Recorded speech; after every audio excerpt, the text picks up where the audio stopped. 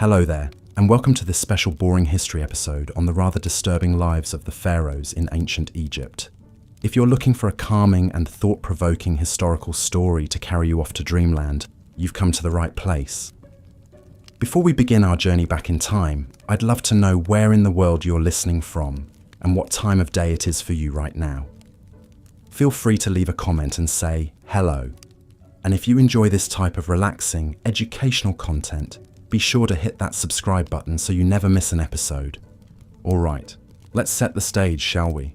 Imagine a land of golden deserts, lush river valleys, and monumental temples and tombs that pierce the vivid blue sky. A civilization that endured for over 3,000 years, leaving an indelible mark on human history. At the center of it all were the pharaohs, the divine rulers who wielded immense power and prestige.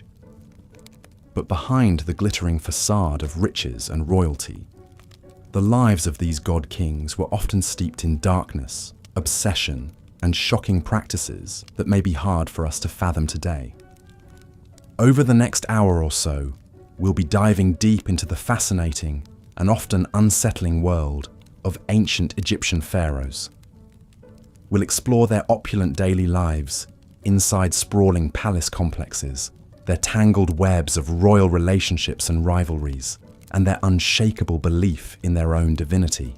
We'll also confront the pharaohs' fixation on death and the afterlife, which drove them to construct ever more elaborate tombs and funerary temples, and even led some to engage in the chilling practice of human sacrifice.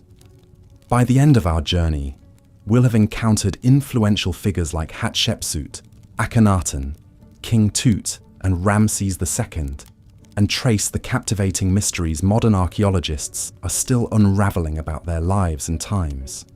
It's a story of power, magic, obsession, and eternal legacies that have enthralled the world for centuries.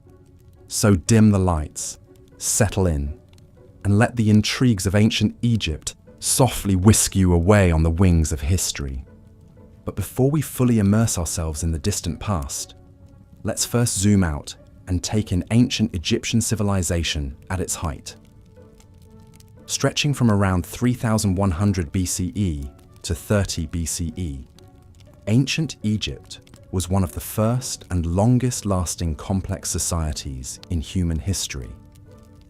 The kingdom was born when King Menes unified the disparate tribes of the lush Nile Valley into a single state, taking advantage of the river's fertile floodplains to fuel an agricultural revolution that would be the envy of the ancient world.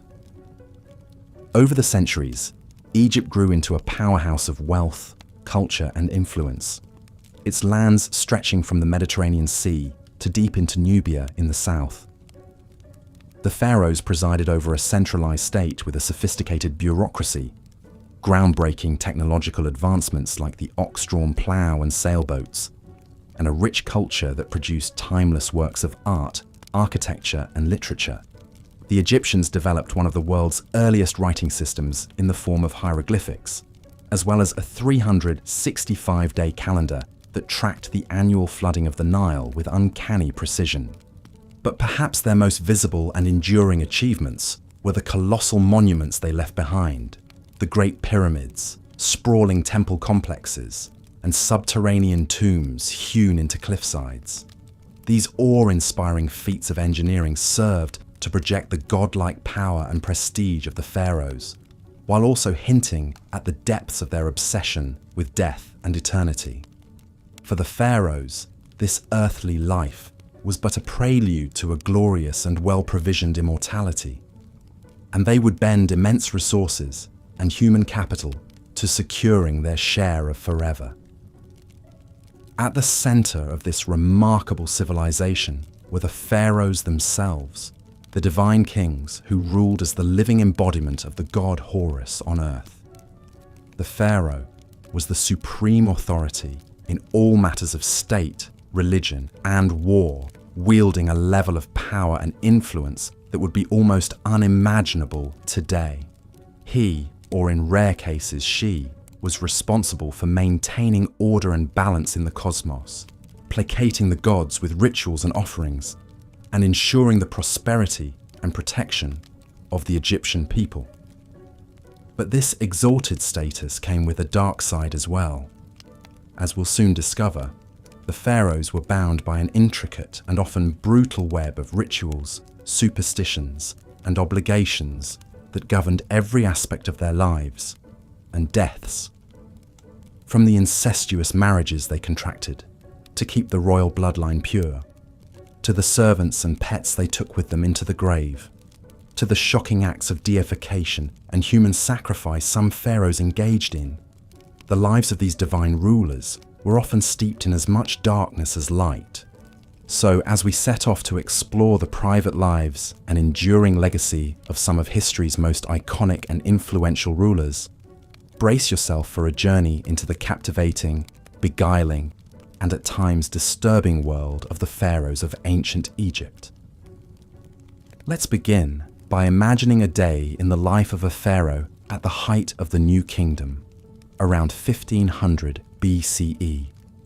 Dawn breaks gently over the shining limestone walls of the pharaoh's sprawling palace complex at Thebes. The king and his entourage are roused from their sleep by the soft sound of blind musicians serenading the sunrise, as barefoot servants pad silently through torch-lit halls, bearing trays of delicacies to break the royal fast. In the palace's colonnaded courtyards, songbirds flit among lush gardens and burbling fountains as tame baboons and lion cubs lounge in the shade. The pharaoh emerges from his bedchamber accompanied by a coterie of body servants who have spent the last hour attending to his elaborate grooming regimen. They've shaved his head and body silky smooth to stave off lice, lined his eyes with striking kohl and green malachite, and anointed his limbs with fragrant oils and perfumes. Gold and electrum gleam at his throat and wrists, while an exquisite crown in the shape of a falcon encircles his brow, a symbol of his divine kinship with the god Horus. Thus arrayed in all his finery, the living god strides forth to begin his packed schedule of daily duties and devotions. First on the agenda is a visit to the palace shrine to make offerings and libations to the chief gods, Re the sun god, Osiris the god of the underworld, and the pharaoh's own deified ancestors. Chanting priests fill the incense-perfumed air with hymns and prayers, as the king prostrates himself before the serene painted gazes of the gods. With his religious obligations discharged, the pharaoh convenes his council to hear petitions, dispense judgments, and consult on affairs of state.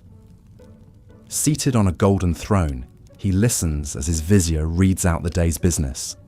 Boundary disputes to settle, trade agreements to negotiate, construction projects to oversee. Though he solicits advice from his most trusted courtiers, the final word on all matters ultimately rests with him. The day wears on in a blur of ceremonies and spectacles designed to awe the populace and reinforce the pharaoh's divine right to rule. The king processes through the city in a magnificent chariot, the cheers of his subjects rising like a wave as he showers them with gifts of gold and grain. He officiates over the ritual opening of a new temple, driving in the first peg with a golden mallet as priests chant incantations to seal the sacred space. But even in these moments of public triumph, an undercurrent of dark superstition and obsessive ritual runs beneath the surface. The pharaoh is careful to always enter a room right foot first to ward off evil spirits.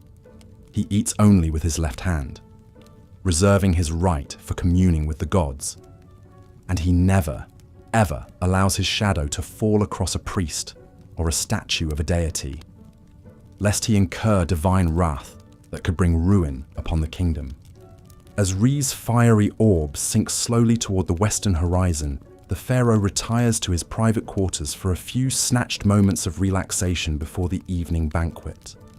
Lithe dancing girls sway sinuously to the strains of harps and lyres, while the king sips date wine from a golden goblet and contemplates the finer points of theology with his advisors.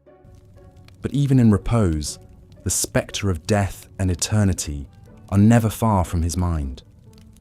For the pharaoh knows that this mortal life, however opulent and godlike, is but a fleeting dream compared to the glorious forever that awaits him in the field of reeds. It's why he's already poured untold resources into his tomb in the Valley of the Kings, a hidden city of the dead, where he will reign in splendor for all eternity. But first, he must navigate the tangled web of obligations and dangers that come with wearing the double crown. And nowhere are those perils more present than in his own royal household. From the day he ascends the throne, one of the pharaoh's most pressing duties is to secure the succession by producing a male heir.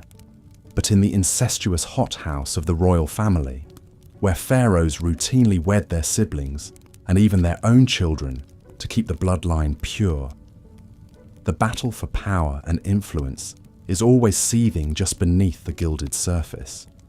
The king's great royal wife may be his half-sister, but that doesn't stop her from plotting with priests and courtiers to advance her own son's claim to the throne over that of his older half-brother. Indeed, the annals of Egyptian history are littered with tales of palace intrigue, rival queens, and ruthless power plays between potential heirs. Take the remarkable story of Hatshepsut, the female pharaoh who ruled as king in her own right for over 20 years in the 15th century BCE. Though she was originally just a regent for her young stepson Thutmose III, Hatshepsut slowly consolidated power, adopting all the masculine trappings of kingship, and even depicting herself with a beard in official artwork. Or consider the shocking tale of the heretic pharaoh Akhenaten, who upended centuries of religious tradition by proclaiming the sun disk Aten as the one true god and outlawing the worship of all others. In his religious zeal, Akhenaten even changed his name from Amenhotep IV to reflect his devotion to Aten, moved the capital to a remote desert city, and persecuted the powerful priests of Amun. His reign was plagued by palace conspiracies and ended in disaster, with his young son Tutankhamun left to pick up the pieces. But perhaps the most disturbing example of how the pharaoh's godlike power could be abused is the practice of human sacrifice that was once disturbingly common in ancient Egypt. Archaeologists have unearthed numerous so-called retainer sacrifices in the tombs of early kings like Jer and Jet, where dozens of servants were slaughtered to continue serving their master in the afterlife. Even more chillingly, some pharaohs like Aha were buried with their pets and worldly treasures, as well as piles of human hair wigs, likely shorn from sacrificial victims.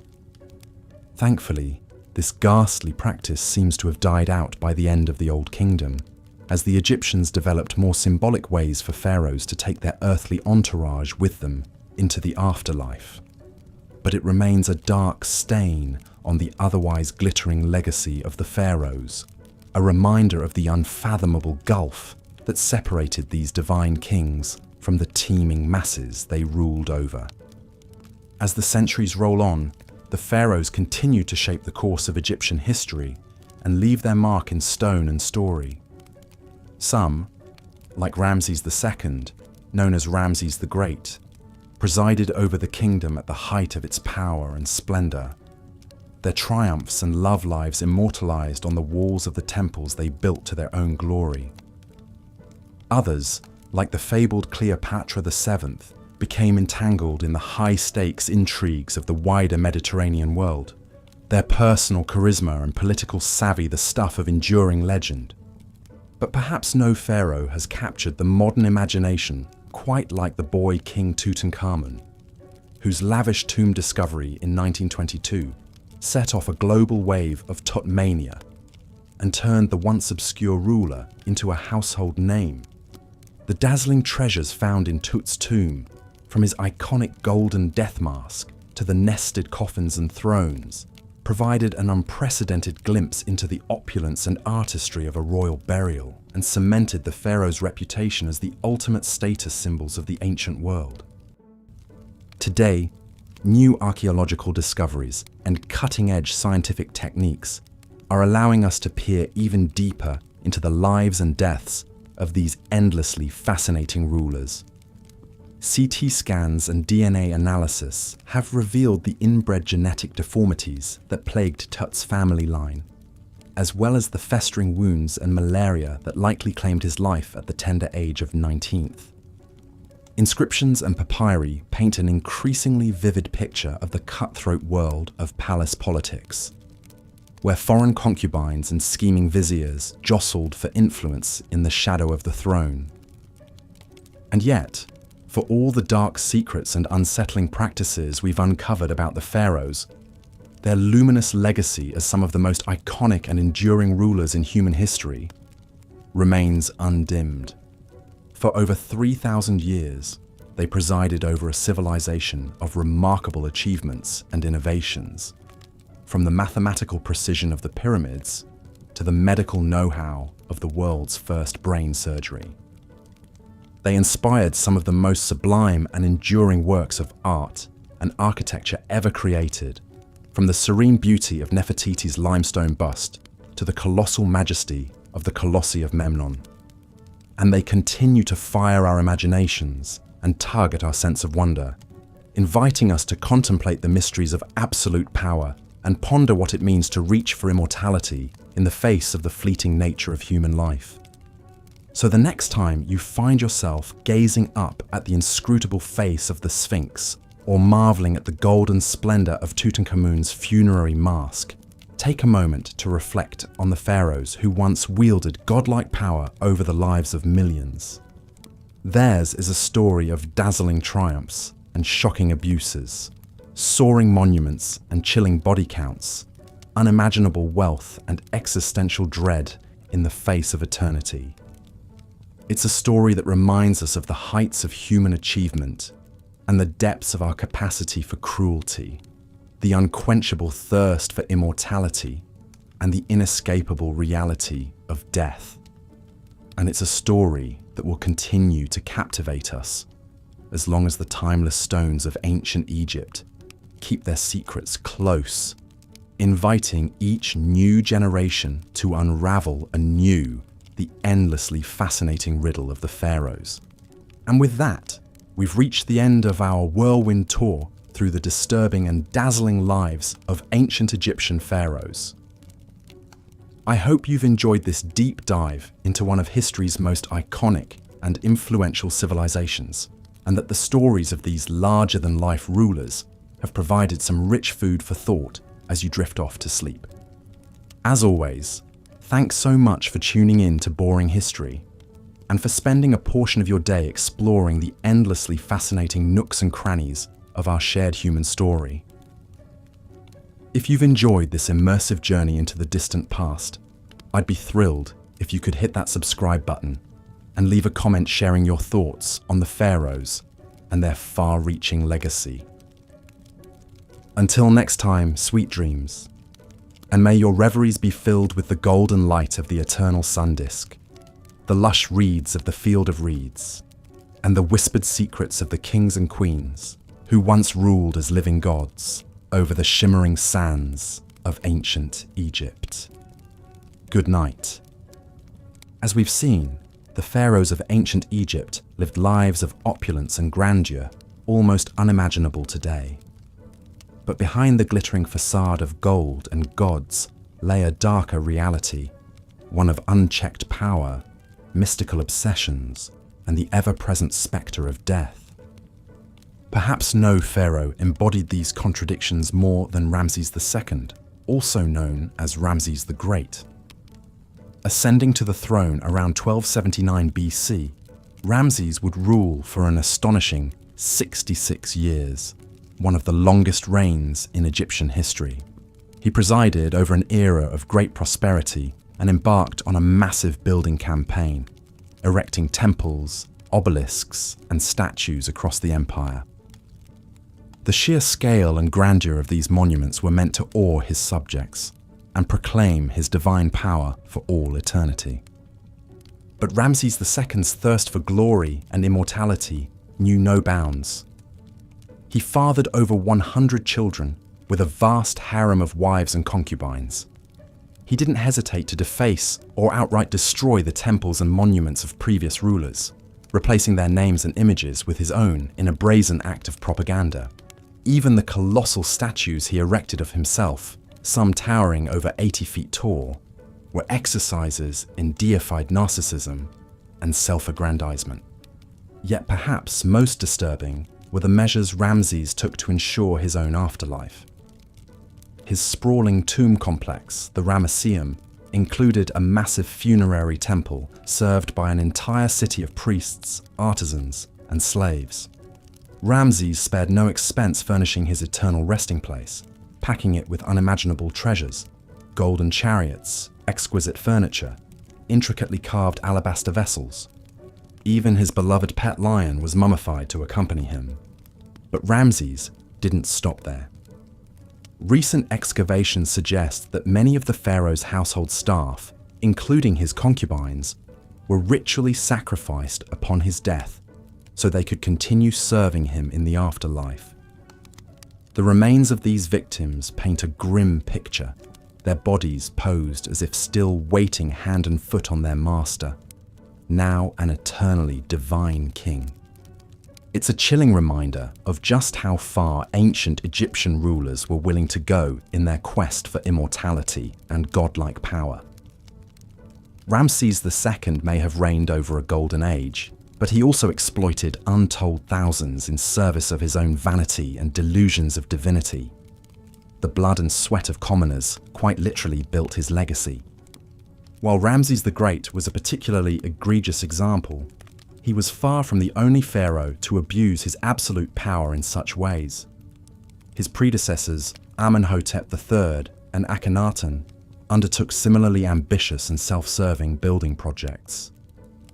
The boy king Tutankhamun was entombed with a staggering array of priceless treasures, while Cleopatra ruthlessly eliminated her own siblings to secure sole control of the throne. Time and again, the pharaohs proved that their deified status placed them above the moral laws governing ordinary Egyptians. They could upend religious traditions on a whim, take countless sexual partners, seize property and labor, even ritualize murder, all without consequence. The promise of a glorious afterlife made megalomaniacal excess not only acceptable, but almost inevitable. But in the end, the pharaohs discovered what all tyrants must, that no mortal, no matter how powerful, can escape death. For all their temples and tombs, magical spells and sacrificial servants, they succumb to the same fate as the humblest peasant. Their mummified bodies and worldly possessions gathered dust in the darkness, while their empire declined and their gods were forgotten. The cautionary tale of the pharaohs still resonates in our modern world of would-be strongmen and self-styled demigods. Those who believe themselves above the common bonds of morality and mortality would do well to remember how the mightiest rulers of ancient Egypt met their ignominious ends. For the great leveler comes for kings and commoners alike. A humbling lesson, 3,000 years in the making. As we close this chapter on the disturbing lives of ancient Egypt's god-kings, one can't help but marvel at all that's been lost to the devouring sands of time. We may have unearthed their treasures and unraveled some of their secrets. But so much remains unknown about this captivating civilization that built wonders and banished moral constraints. Perhaps, as archaeologists chip away at the layers of history, we'll come to an even clearer understanding of the shadows behind the pharaoh's dazzling reign. A deeper knowledge of what drove these divine rulers to such heights of power and depths of depraved self-obsession. Until then, they'll continue to haunt our imaginations, spectacular, sphinx-like, cloaked in gold and mystery. We can only guess at what other chilling revelations lie buried in the Valley of the Kings, waiting to see the light of day once more. Tales of tyrants and god-kings, faded to dust and etched in eternity. A reminder that even the grandest of empires and most glorified of rulers can't escape time's inexorable march. So, as we drift off to sleep, our heads filled with gilded sarcophagi and whispering spirits. Let's ponder the enduring allure of these ancient royals who held the power of life and death, heaven and earth, in their manicured hands, and be thankful perhaps that their like will never walk among us again, divine, decadent, and undone by their own towering egos. The next morning would see the pharaoh embark on his daily routine of religious duties and governing. He would first bathe in a sacred pool or be cleansed with holy water by priests, a ritual believed to purify both body and spirit. The pharaoh was then dressed in the finest linens, adorned with regal symbols like the double crown, scepter, and crook. Each item held deep meaning, the crook representing his role as shepherd of his people, the flail his authority to punish enemies of Egypt. But even these mundane morning tasks were imbued with layers of spiritual significance. Every movement was like a carefully choreographed dance, governed by the strict rules of Ma'at, the cosmic order that held the universe together. To deviate even slightly from these divine protocols was to court chaos and risk the god's wrath. It was a heavy existential burden to bear, but one seen as absolutely essential for a living god. Once attired in his divine regalia, the pharaoh would emerge from the palace to begin his packed schedule. Often first up was a visit to the temple to make offerings to the gods and perform vital rituals. As the high priest of every temple, his role was to gratify the gods and secure their continued blessings for Egypt. He would deliver offerings, recite sacred spells, and burn incense to the cult statues in the temple sanctuary. No matter how tedious, each rite had to be performed with perfect precision, like maintaining a cosmic engine. Even the subtlest mistake could have catastrophic consequences. The famous pyramid texts, carved on the walls of royal tombs, were essentially a script for the pharaoh to follow in the afterlife, guiding him through the trials to reach the blessed field of reeds. One can only imagine the intense pressure and anxiety of having to execute the rituals flawlessly, with the highest stakes imaginable riding on them. With his religious duties complete, the pharaoh would turn to the business of governing Egypt. He would meet with his most trusted advisors, viziers who acted as his eyes and ears throughout the land. They delivered reports on the political situation in Egypt and its diplomatic ties with rivals like the Nubians, Hittites, and Mesopotamians. The pharaoh would hear petitions from his people and pronounce his judgments according to Ma'at. Although the viziers oversaw the vast state bureaucracy on a day-to-day basis, the pharaoh had the final say on all matters and was expected to uphold justice. Governing a massive state was challenging enough, but the pharaoh's absolute power created its own disturbing incentives. With no real check on his whims, a pharaoh could easily succumb to corruption or tyranny if he wished. Some pharaohs imposed brutal taxes and forced labor on their subjects to build their own lavish monuments. Others grew paranoid and resorted to ruthless purges of anyone they perceived as a threat. The Ptolemaic pharaoh Ptolemy IV had his own mother and brother murdered to eliminate potential rivals to the throne. With ultimate power over life and death, even the bonds of family could turn deadly. But the pharaoh's day wasn't all blood and toil. He was also entitled to enjoy the finest earthly pleasures and leisure pursuits. He might go on a hunting expedition in the desert, firing arrows from his war chariot at fleeing lions and gazelles. The hunt was seen as a metaphor for the pharaoh's triumph over the forces of chaos that constantly threatened Egypt. A successful hunt proved his vitality and warrior prowess. The pharaoh might also indulge in a board game of senet with one of his trusted courtiers. Senet was hugely popular among the Egyptian elite and even took on spiritual dimensions. Some believed the game mimicked the soul's journey through the Duat underworld, with the final squares representing the gates of the afterlife.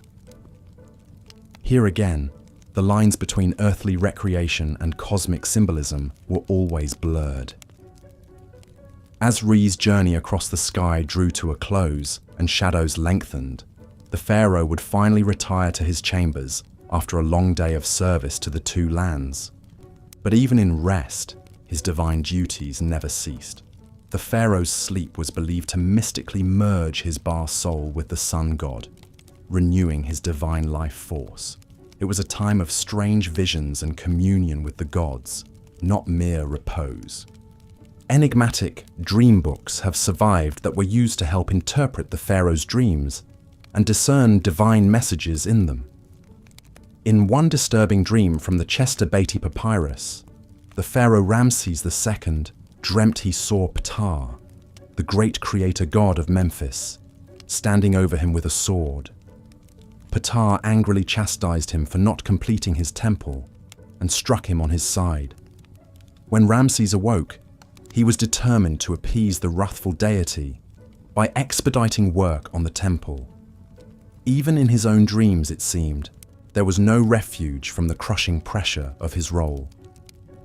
The pharaoh's waking hours may have passed according to strict ritual and protocol, but his sleeping mind was an untamed landscape where deities and demons roamed freely. The same potent magic he wielded by day held sway in this nocturnal realm, for good or ill. Spells were carved on headrests and bed frames to protect the vulnerable sleeper from malign forces. This liminal space between waking and dreaming was a potent time for communing with the unseen and for divining the gods' mercurial wills. The life of a pharaoh, from sunup to sundown, was a tightrope walk between the earthly and divine, the banal and sublime. Every action, no matter how routine, took on transcendent significance. In a world pulsing with magic and portent, there could be no real distinction between sacred and profane. That pervasive aura of mysticism and symbolism infused the pharaoh's day-to-day existence, but also justified the absolute power he wielded. By upholding Ma'at in the material realm, the pharaoh sustained the proper order that kept the cosmos from dissolving into oblivion.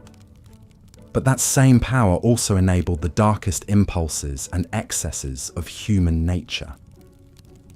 The challenge for any pharaoh was to embody the lofty virtues of a god on earth, while still being fallible flesh and blood. Some managed that balancing act with justice and restraint, securing their people's prosperity and history's favour. Others succumbed to tyranny and caprice, leaving legacies forever tainted by cruelty. But whether revered or reviled, the pharaohs all shared an existence profoundly alien to our modern sensibilities, where the scope of one's actions held literally life and death stakes for an entire civilization. The pharaoh's day typically began at sunrise with a ceremonial cleansing by priests, followed by a grand procession out to the main temple for ritual offerings and worship. As a living god, this direct link to the divine was the pharaoh's most vital duty, necessary to maintain Ma'at. He would present statuettes of himself as offerings and libate wine, milk, and other precious liquids before the gods. Incense would be burned, prayers recited, and sacred magic enacted through liturgies and hymns. After the morning rituals, the pharaoh would attend to the business of state, receiving ministers' reports, settling legal cases, and issuing decrees on everything from irrigation projects to mining expeditions. He would also engage in more ceremonial duties as the day progressed, from officiating over agricultural festivals to commissioning monumental building works in his name. The pharaoh's workday was interspersed with breaks for meals, recreation, and rest.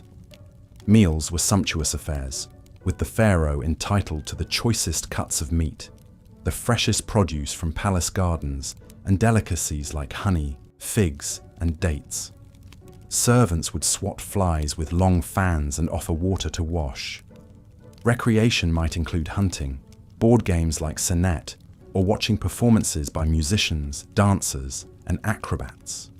Some pharaohs enjoyed swimming in palace pools, or taking a languorous barge ride down the Nile. But even in leisure, there was little respite from ritual and responsibility. If the pharaoh opted for a pleasure cruise, it would be aboard a gilded barge hung with fluttering pennants, rowed by crews of servants as he relaxed under a canopy with his family and courtiers. If he retired to his harem for the evening, he was still expected to spend time with his great royal wife and produce heirs to secure the dynasty. The God King's life was a goldfish bowl of relentless public scrutiny and expectation. While the pharaoh's magnificent surroundings and godlike status may seem enviable, it was in truth an intensely demanding and precarious existence. The smallest lapse in upholding Marat, whether ritual or moral, could unleash the furies of fate upon the entire land. He was like an acrobat crossing the Nile on a gossamer thread, poised between the earthly and the eternal. The burden of his office was an exhausting marathon of pageantry and weighty decisions, with the highest possible stakes in play. As the pharaoh finally retired for the evening, borne aloft on a gilded palanquin to his royal bedchamber, the day's exertions would take their toll. Falling into a dreamless sleep, he could at last slip the yoke of ritual and protocol, however briefly. In the morning, the great wheel would turn once more, and the demigod would re-emerge to greet the rising sun. But in those darkest hours before dawn, the pharaoh's chamber was a hushed sanctum of shadows and murmuring breaths, of stillness and quiet. Here, in night's forgiving embrace, he was merely human once more. Royal relationships and rivalries. The ancient Egyptian royal court was a hothouse of political intrigue, power plays, and Machiavellian machinations. At its apex was the pharaoh himself, the nucleus around which courtiers, officials, priests, and supplicants all revolved like planets around the sun. But the pharaoh was far from alone in his gilded cage. From incestuous marriages to murderous feuds, the intimate relationships and seething rivalries of the royal household were an eternal wellspring of drama to rival any soap opera. The women who surrounded the pharaoh were some of the most influential and intriguing figures in the palace. Foremost among them was the great royal wife, the queen who was meant to be the pharaoh's favorite consort and chief partner in ruling Egypt. Many queens wielded substantial power in their own right, with some like Nefertiti and Hatshepsut even eclipsing their husband's authority. Nefertiti, the legendary beauty and great royal wife of the oddball pharaoh Akhenaten, may have reigned as a full-fledged co-ruler beside him during the height of the Amarna period's religious upheaval. She vanished mysteriously from the record in Akhenaten's final years, but some tantalizing clues hint that she may have even succeeded him as the shrouded pharaoh Smenkhkare. The jury's still out on that enigma. Hatshepsut's unprecedented power play was even more dramatic. As the royal daughter, wife, and mother of kings, Hatshepsut was uniquely poised to make her move when her young stepson Thutmose III inherited the throne. First serving as his regent, Hatshepsut soon assumed the full titles and regalia of a king in her own right, dropping the feminine endings from her royal name. For over 2 decades, Egypt had a female pharaoh in all but anatomy, dominating a time of immense prosperity and monumental building. Only after her death did Thutmose III emerge from the shadow of his formidable stepmother. But being the pharaoh's chief wife and queen was no guarantee of an easy life. In a polygamous palace, the queen always had to stay on her toes to maintain her influence and guard against rivals. One of the most infamous examples was the bitter war between Ramses II's chief queen Nefertari and the secondary wife Isetnofret, mother of the heir apparent. Court gossip gleefully chronicled how the two powerful women schemed ceaselessly against each other, using everything from lavish banquets to slanderous graffiti to sway the pharaoh's favor. The stakes in this Game of Thrones were immensely high, as queens vied to secure the succession for their own sons. Isetnofret ultimately triumphed, living to see her son Meneptah take the throne, but only after decades of cutthroat intrigue. Such vicious rivalries between a pharaoh's wives were par for the palace course. Incest was another queasy quirk of royal marriages, seen as essential to safeguarding the sacred bloodline. Pharaohs often married their sisters, daughters, and even mothers in an attempt to keep the royal lineage as pure as possible. The Greek Ptolemaic dynasty took this to extremes, with the family tree knotting back on itself in a snarled tangle of repeated incestuous unions. Cleopatra VII, the most famous Ptolemy of all, was actually the product of at least 3 generations of uninterrupted brother-sister marriages. Her family seemed to be competing to rack up the most convoluted incestuous relationships, with uncle-niece and even double-sibling matches thrown in for good measure. Ironically, all this incestuous inbreeding may have produced the genetic quirks and mental instability that ultimately doomed the dynasty. But incest in the royal family wasn't just a Ptolemaic phenomenon. It was an age-old custom dating back to the mythical origins of Egyptian kingship itself. The pharaoh was seen as the earthly embodiment of Horus, the divine son of Osiris and Isis, a brother-sister pair who also happened to be husband and wife. By emulating the gods' incestuous marriage, the pharaoh was upholding the cosmic order and literally following in the footsteps of the gods. Of course, such sibling marriages must have taken a heavy toll, both psychologically and genetically. The famous Tutankhamun was the sickly, short-lived product of an incestuous match between Akhenaten and his sister. His congenitally deformed foot and cleft palate point to the deleterious effects of inbreeding. But to the ancient Egyptians, purity of blood was far more important than genetic diversity. Incest was therefore not a taboo, but a sacred tradition. If rivalries between wives were vicious, those between potential heirs could be downright murderous. Primogeniture was not a hard and fast rule in ancient Egypt, meaning that any son or even daughter of the pharaoh could potentially make a play for the throne. This often led to cutthroat power struggles and grim succession crises as rival princes schemed to eliminate their competitors. One notorious example was Amenemhat I, the founder of the powerful 12th dynasty. An advisor to the previous king, Amenemhat launched a successful coup and had himself crowned as the new pharaoh. But his reign was plagued by constant conspiracies and assassination attempts, as rival factions jockeyed for power. His own harem even launched a shadowy plot against his life, creeping into the royal bedchamber with daggers drawn. Amenemhat only survived by the intervention of his loyal guards, fighting them off nearly naked. So shaken was Amenemhat by his brush with death that he took the unprecedented step of crowning his son, Senusret III, as co-pharaoh during his own lifetime. By securing the succession early, Amenemhat aimed to stave off further intrigues and smooth the transfer of power. Realpolitik trumped tradition. Amenemhat's instructions to his son, a treatise on effective kingship, reflect his embattled cynicism. Be on your guard against all subordinates because you cannot be sure who is plotting against you. Perhaps the ultimate example of a royal rivalry turned deadly was the grim fall of Ramses III, the last great pharaoh of the New Kingdom. Court records paint a sordid picture of a geriatric pharaoh with a harem of hundreds, riven by factionalism as rival wives schemed to put their sons on the throne. One wife, Tiye, hatched an audacious plot to assassinate Ramses and crown her son Pentuer in a coup. The conspiracy was uncovered at the 11th hour, but not before a bloody skirmish between guards loyal to Tiye and those protecting the pharaoh. In the end, Ramses' own throat was slit, likely by an assassin who wormed his way into the royal harem.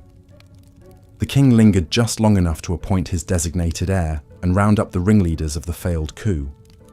In a grisly epilogue, the chief conspirators were forced to commit suicide, while the hapless Pentuer was brutally executed and denied proper burial. Even in death, royal rivalries refused to rest. Such ruthless intrigues and lethal power plays were all too common in the pharaoh's court, where the knives were perpetually out. Trust and loyalty were luxuries few could afford, with even family members potential enemies vying for position. Caught in this tangled web of shaky alliances and seething resentments, the pharaoh had to walk a razor's edge, vigilantly balancing factions while watching his own back. Heavy was the head that wore the double crown. Gods on earth, the pharaoh as divine ruler. More than mere monarchs, the pharaohs of ancient Egypt were living deities, straddling the boundary between the earthly and divine. Each pharaoh was seen as the embodiment of Horus, the falcon-headed sky god, and the son of the great sun god Re, Az. The practice of retainer sacrifice, also known as retainer burial, was one of the most chilling customs in ancient Egypt. The idea was that servants, both human and animal, who attended the pharaoh in life, would continue to serve him in death and the afterlife. This was seen as an honor, to accompany one's king for eternity. But to our modern sensibilities, it's a staggering loss of life in the name of royal luxury. Some of the earliest evidence of retainer sacrifice comes from subsidiary graves around the royal tombs of the First Dynasty pharaohs at Abydos.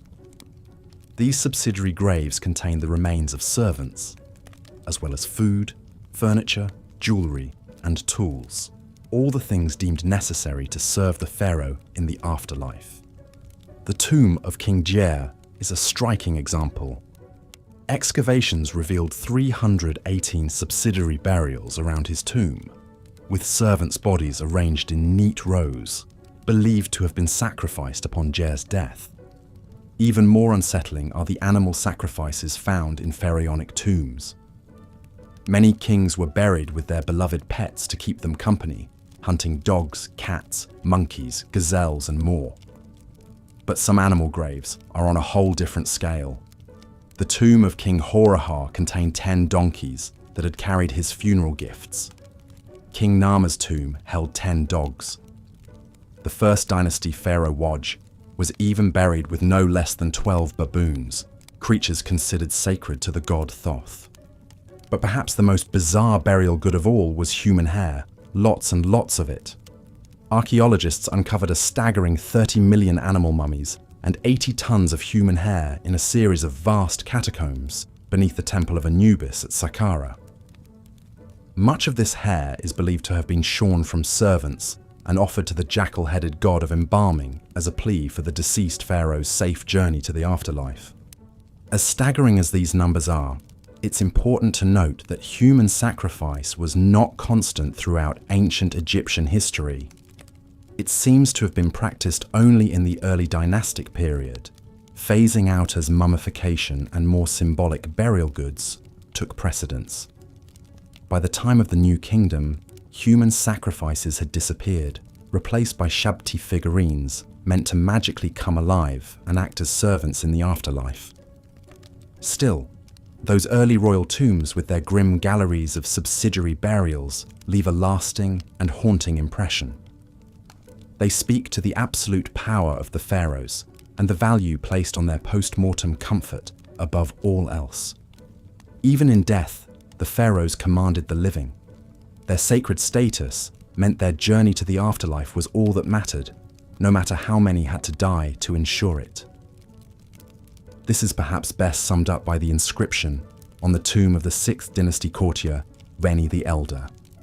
He proudly describes his role in building the royal tomb, saying, "His Majesty sent me to Ebet to bring the sarcophagus with its lid, and the costly, august pyramidion for the pyramid called Mernara Shines and is Beautiful of the Queen. I did it all in the completeness and exactness which His Majesty loves." The pharaoh's eternal resting place was paramount, sparing no expense, effort, or life. But not all pharaohs clung to these dark, sacrificial practices. The reign of Akhenaten, the controversial king who upended Egyptian religion by worshipping only the sun disk Aten, is notable for its lack of evidence of human sacrifice. Akhenaten moved the capital to a new city, Akhetaten, known today as Amarna. Here he built a royal tomb with no subsidiary graves, perhaps signaling a shift in funerary customs to match his religious reforms. However, Akhenaten's changes were short-lived. After his death, his son Tutankhamun and successors returned to the old gods and traditional practices. Tut's own famous tomb, discovered in 1922, was stocked with all the traditional grave goods and mummified remains of his several stillborn daughters. Though not sacrificed in the old way, these children still accompanied him to the afterlife as eternal reminders of his divine blood. And so, even as human sacrifice waned, the pharaonic obsession with the afterlife never did. The mummification process grew ever more elaborate, with pharaohs like Seti the Firm and Ramesses II going to their eternal rest in multi-room, hidden tombs filled with every earthly treasure. They were still meant to live forever as gods among the gods, even if their retinue of ghostly servants was now rendered in wood, clay, and stone, rather than flesh and blood. This enduring belief in the pharaoh's divinity, in earthly eternity attained, is perhaps their most lasting legacy. Long after their tombs were looted and bodies scattered, the pharaohs are still with us, resurrected in our history books and museum galleries. We still speak their names: Khufu, Nefertiti, Hatshepsut, Tutankhamun, and marvel at their monuments. They built for eternity, and in many ways they achieved it, though not as they might have imagined. For the pharaohs, eternal life was a given, a birthright of their divine status. For their subjects, the afterlife had to be earned through service, both in this life and the next. This fundamental divide, the chasm between the god-kings and the rest of humanity, is what makes their world at once so dazzling and so alien to our eyes. It was a world where one person, by accident of birth, could command the living and the dead, move mountains and rivers, and shape the very landscape of eternity. That was the power and the burden of the pharaohs, the sun-sons of ancient Egypt, who lived, ruled, and died as gods on earth. And yet, for all their power and splendor, the pharaohs were still mortal men and women. They suffered from the same human frailties: disease, injury, family drama, political intrigue. They just did so on a much grander scale, befitting their exalted status. This is perhaps what makes them so endlessly fascinating, so ripe for continual study and speculation. They were larger than life, but still life-sized. Untouchable gods, but still flesh and blood. In the end, maybe this is what draws us back again and again to the lives of the pharaohs. They built the pyramids and great sphinx, grand temples and hidden tombs, but they also loved their children, mourned their dead, and hoped for eternity. They were both extraordinarily powerful and extraordinarily human. And that, more than any monument or mummy, is their most enduring legacy. The reminder that even the most exalted among us are still one of us. Even a pharaoh, beneath the crowns and finery, the incense smoke and chanting priests, was still a person making their way in the world, looking ahead to the next. The ancient Egyptians believed that to speak the name of the dead was to make them live again. Perhaps then, we are all part of the pharaoh's afterlife, every time we tell their stories, ponder their lives, and marvel at their works. They built their tombs and pyramids to last till the end of time, and in doing so, they built themselves into the very bedrock of our history. The pharaohs may be gone, but they are not forgotten. They live on in our collective memory, as real and vivid as the paint on their tomb walls. And so we keep them, and their extraordinary, disturbing, dazzling world, alive, now and for all eternity. And so we lay the pharaohs to rest as they were laid to rest so long ago, with reverence, with wonder, and with the whisper of their names echoing down through the ages. Sleep well, god kings and queens of the Nile. May your car endure your bar take flight, and your stories be told for all time. And thank you, dear listener, for accompanying us on this journey into the distant past.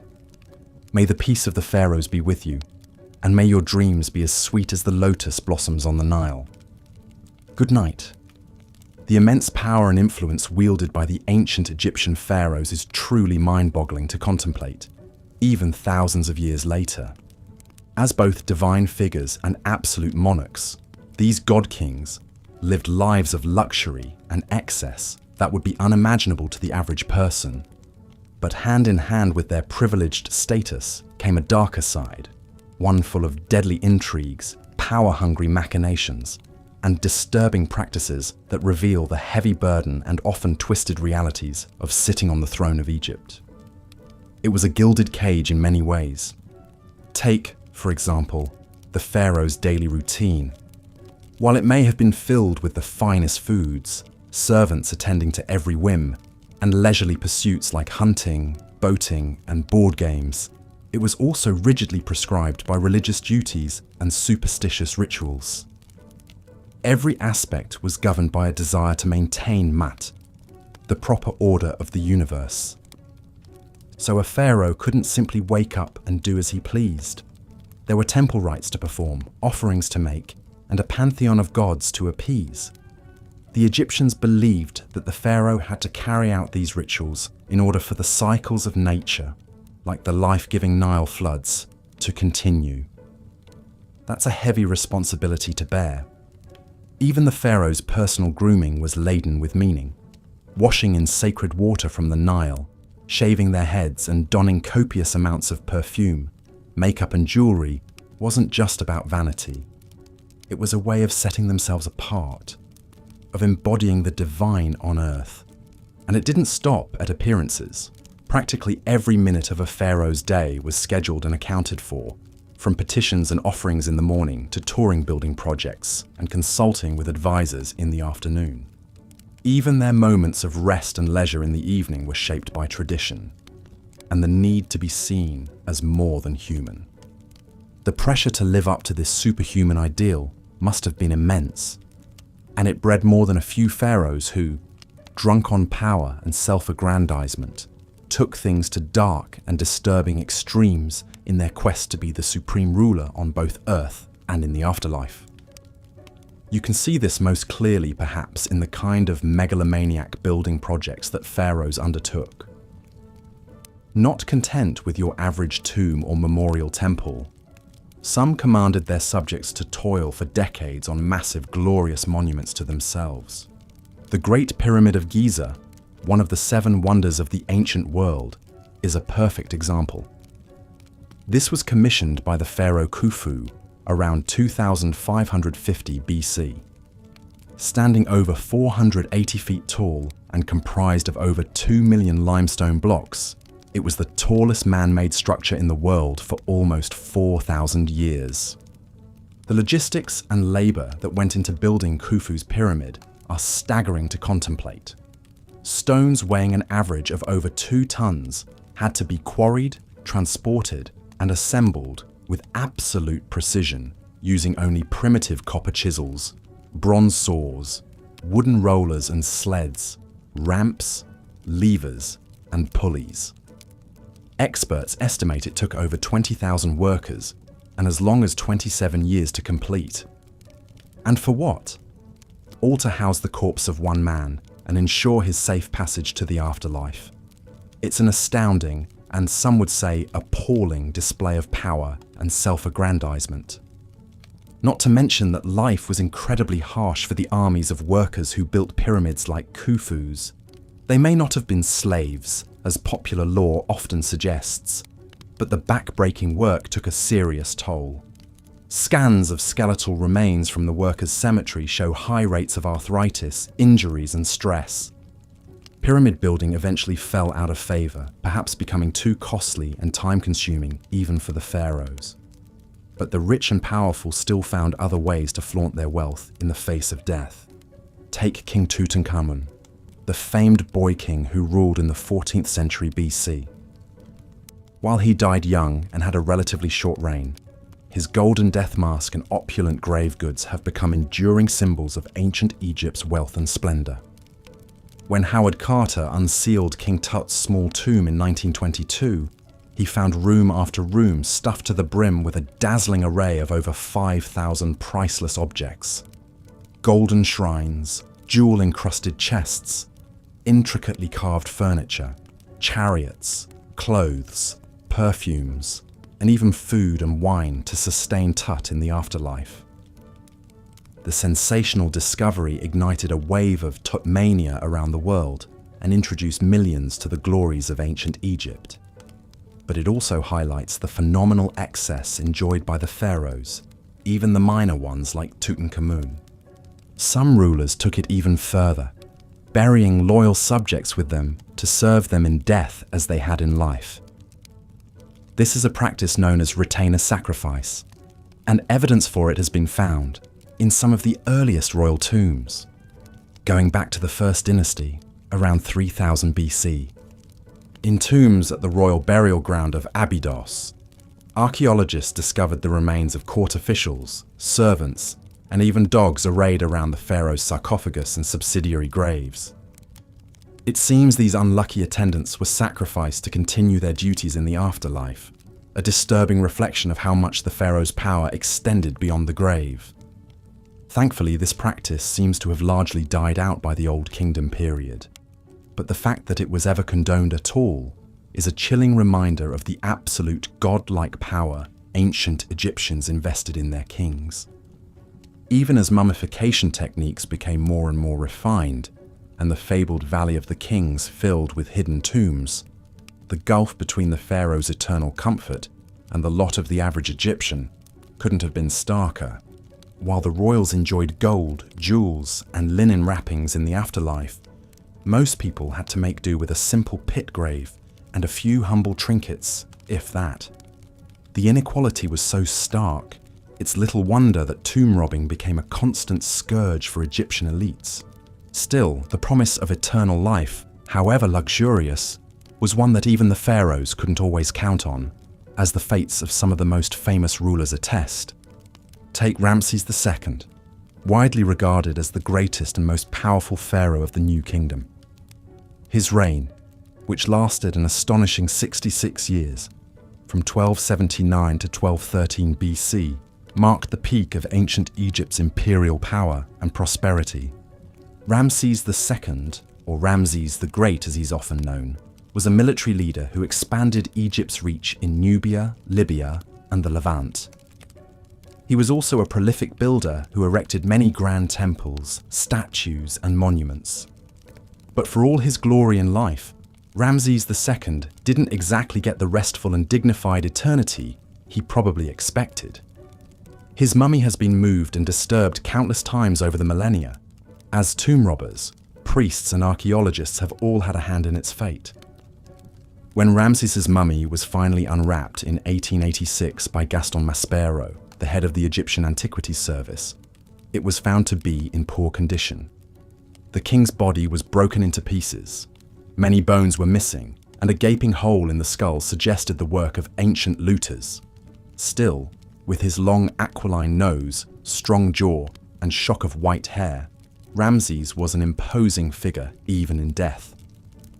His mummy is now on display at the National Museum of Egyptian Civilization in Cairo, a far cry from his original resting place in the Valley of the Kings, but no less a potent symbol of his enduring power and mystique. In the end, perhaps it's this very mystique, this mix of the marvelous and the macabre, the inspiring and the unsettling, that keeps us so fascinated by the pharaohs of ancient Egypt. They were larger-than-life figures who wielded immense power and wealth, but they were also mortal men, subject to the same fears, foibles, and fates as the rest of us. Peering into their lives, their triumphs and excesses, their vanities and vulnerabilities, is like holding up a mirror to the human condition. We see the heights to which we can ascend and the depths to which we can sink. We marvel at the ingenuity and artistry of an ancient civilization, even as we recoil at some of its more disturbing practices. Most of all, we come face to face with the stark realities of power, its seductions and its pitfalls, its uses and its abuses. The pharaohs may have ruled as gods on earth, but they were also prisoners of a system that demanded constant displays of strength, piety, and conspicuous consumption. In that sense, perhaps we can even feel a twinge of sympathy for these divine rulers, trapped in their gilded cages, burdened with the weight of an entire civilization's hopes, dreams, and fears. It's a far cry from the glamorous and carefree existence we might imagine for a god king. But then again, that's the enduring allure of ancient Egypt. It defies our expectations and challenges our assumptions at every turn. It is a civilization that was at once familiar and alien, majestic and monstrous, enlightened and benighted. And the pharaohs, for all their flaws and foibles, were the avatars of this endlessly fascinating world. They may have lived and died thousands of years ago, but their stories, their secrets, and their splendors continue to haunt us to this day. We will likely never fully unravel all the mysteries of the pharaohs and their world, but that doesn't stop us from trying. From poring over every scrap of papyrus, studying every mummy and monument, sifting through every grain of desert sand for clues to their lives and times. In a way, that's the greatest legacy of the pharaohs, not the pyramids or the golden treasures, but the enduring sense of wonder and curiosity they inspire in us, the tantalizing glimpse they offer into a world at once vanished and vivid, lost and everlasting. So perhaps the real question is not what we can learn from the pharaohs, but what we can learn about ourselves in our endless fascination with them. What does our obsession with these ancient rulers say about our own hopes, dreams, and fears? What does it reveal about our relationship to power, to death, to the eternal mysteries of the human heart? These are questions that may never have definitive answers, but they are worth pondering nonetheless, just as the pharaohs themselves continue to beguile and bewilder us, inviting us to explore ever deeper the labyrinthine recesses of their world and our own. And so, the story of the pharaohs endures, as it has for millennia, a tale of power and pathos, of glory and despair, of the eternal dance between light and shadow that defines the human condition. It is a story that will continue to be told and retold, as long as there are those who seek to peer behind the veil of history and glimpse the faces of those who once ruled as gods among men. The pharaoh would begin his morning ablutions in an ornate limestone washroom, where a small army of servants waited to assist their living god. First, they would delicately wrap him in fine linen towels and escort him to a gleaming copper bathing tub filled with water, lotus flowers floating on the surface. As he stepped in, the servants would carefully wash the pharaoh's body with natron, a mineral salt that cleansed and softened the skin. They paid special attention to his hands and feet, gently scrubbing away any dirt or impurities. After bathing, the pharaoh would be dried off, and a servant would appear bearing a tray of fragrant oils. With practiced motions, he would anoint the king from head to toe, massaging the oils into his skin until it glowed. These sacred unguents, in scents of myrrh, frankincense, and cinnamon, were believed to have magical protective properties, shielding the pharaoh from evil spirits and misfortune. A dab of black coal was carefully applied around his eyes, not just for beauty, but to deflect the harsh glare of the sun god Ra and ward off eye infections. Next came the pharaoh's iconic regalia, the crowns, scepters, and jewels that denoted his supreme status. Every item was imbued with layers of religious and political symbolism. The distinctive double crown, for example, represented the unification of Upper and Lower Egypt under the pharaoh's divine rule. A designated servant would reverentially lift the lapis lazuli and gold headdress and place it atop the king's head, taking great care to arrange it just so. Then would come the crook and flail, implements of kingship often depicted crossed over the pharaoh's chest in art and sculpture. The crook symbolized his role as shepherd of his people, while the flail represented his ability to mete out punishment to enemies of the state. Once adorned, the pharaoh would emerge from his chambers to greet the day, a glittering vision inspiring both reverence and terror. But this was only the beginning of a grueling daily routine that left little room for rest. First on the agenda was worship and offering rituals at the temple, where the pharaoh would honor the gods and elevate his own divine status. At the heart of every Egyptian temple was the inner sanctum where a statue of the chief god resided. Only the pharaoh and the high priests were allowed to enter this sacred space and perform the daily rites. The king would prostrate himself before the god's image, reciting prayers and burning incense.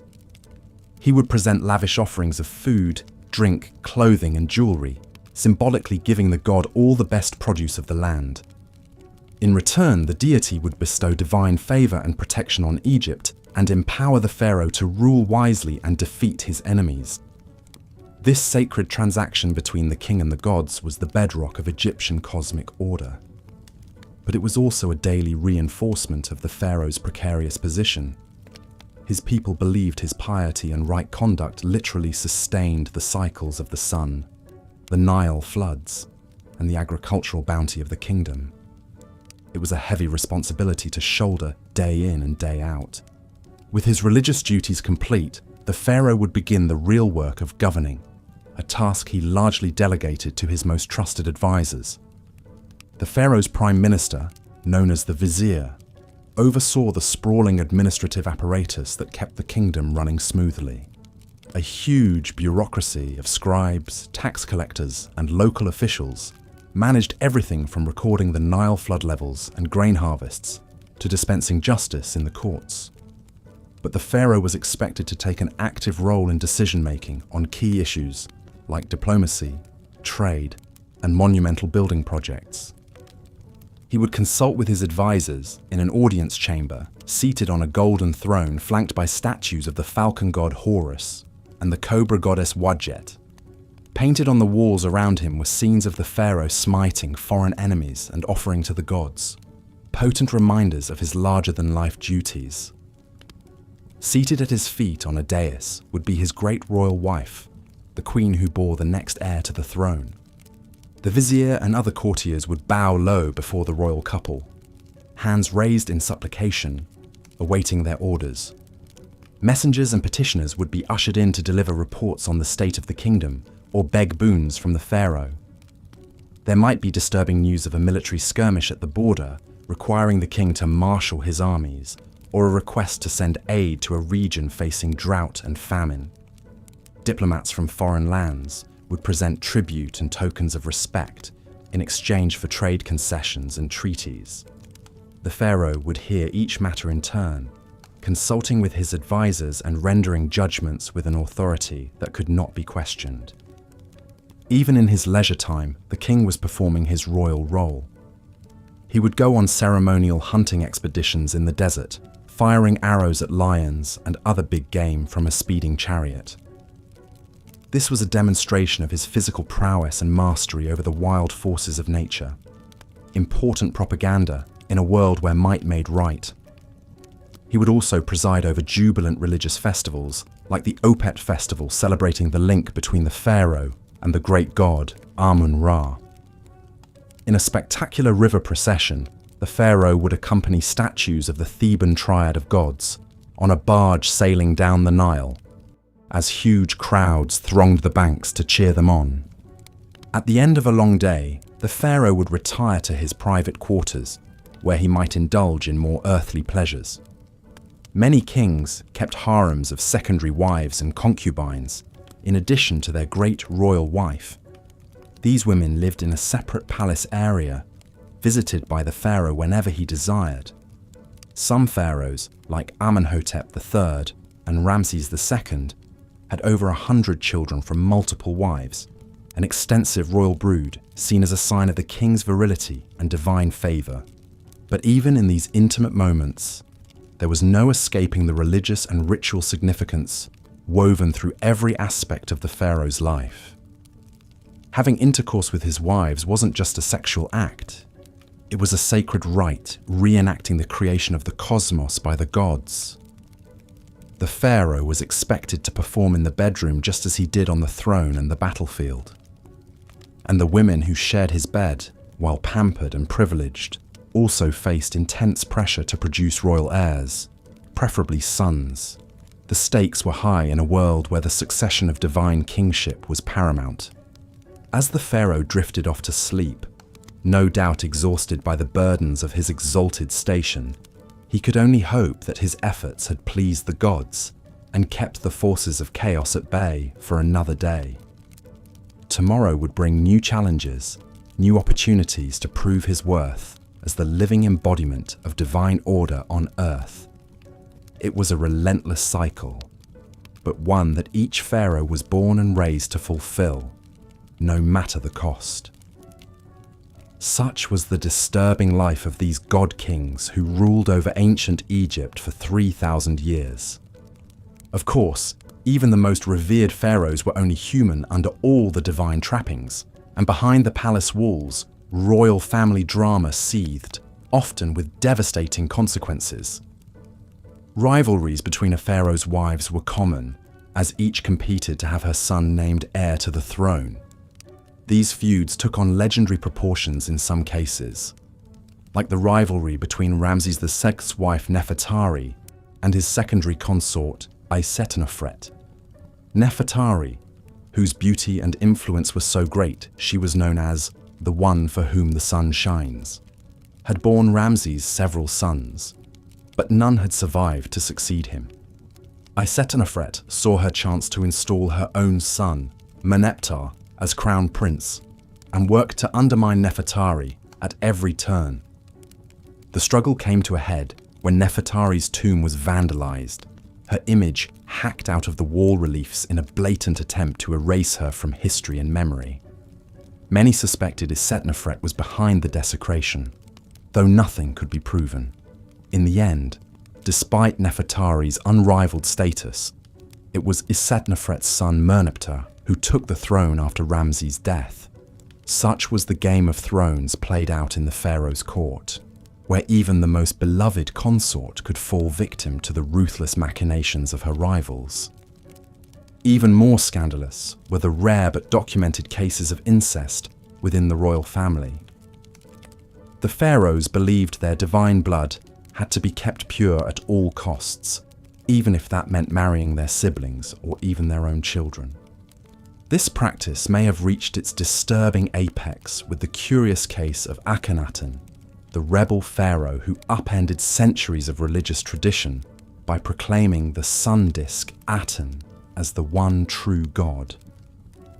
Akhenaten was already a strange and enigmatic figure, depicted in art with an elongated skull, spindly limbs, and feminine hips that have long puzzled scholars. But even more shocking was his unconventional choice of chief wife and queen, his own daughter, Ankhesenamun. Archaeological evidence suggests Ankhesenamun was born to Akhenaten and his first wife, Nefertiti, when they were both very young, perhaps as young as 12 years old. She would have grown up in her father's sprawling new capital city of Amarna, a surreal landscape dominated by the towering temples of the Aten sun disk. As she blossomed into a young woman, Ankhesenamun caught the eye of her father, who by then had proclaimed himself the living incarnation of the Aten and banned the worship of all other gods. In a move that must have scandalized the court, Akhenaten took his teenage daughter as his great royal wife, the pharaoh's consort who would rule by his side and bear his children. The union was immortalized in a series of intimate portraits carved into Amarna's limestone cliffs, showing the couple locked in romantic embraces, their bodies intertwined. These scenes, almost pornographic by ancient Egyptian standards, suggest an erotic charge to the relationship that went beyond mere dynastic calculation. What Ankhesenamun herself thought of her fate, we can only imagine. As a royal princess, she would have had little say in the matter. The marriage produced at least 2 daughters, but no surviving sons to inherit Akhenaten's throne. When the heretic pharaoh died after a 17-year reign, the Amarna experiment died with him. The old gods were restored, his capital abandoned, and his name erased from the king lists. The young widow Ankhesenamun vanished from the record. Her astonishing story buried until Amarna's ruins were rediscovered in the early 20th century. She has since become an object of fascination and speculation for historians, a symbol of the disturbing lengths to which some pharaohs would go to protect their godly bloodlines. Such was the strange and secretive world of the pharaoh's royal family, a hothouse of intrigue and power struggles played out against the backdrop of divine kingship. The pharaoh may have been worshipped as a god on earth, but he was also a man with all too human appetites and frailties, and those closest to him, the women and children of his household, often paid the highest price for their proximity to power. From incestuous marriages to murderous rivalries, the private lives of the pharaohs were every bit as dramatic and disturbing as their public reigns. But for all the darkness and dysfunction lurking behind palace walls, the pharaohs never lost sight of their ultimate obsession, their own divinity and immortality.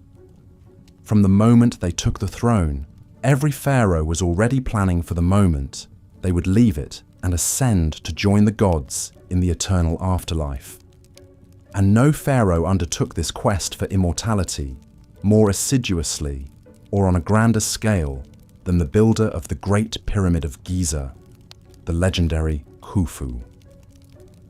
Ruling in the 4th dynasty of the Old Kingdom around 2550 BCE, Khufu was the son of the pharaoh Sneferu, who had pioneered pyramid building with his innovative bent and red pyramids. But Khufu was determined to outdo his father and erect a monument that would stand the test of eternity.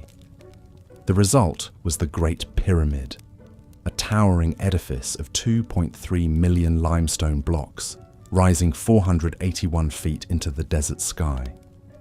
Even today, it remains the largest single building ever constructed by human hands, a testament to one man's monumental ego and the extraordinary lengths he would go to achieve immortality. The Great Pyramid was more than just a tomb.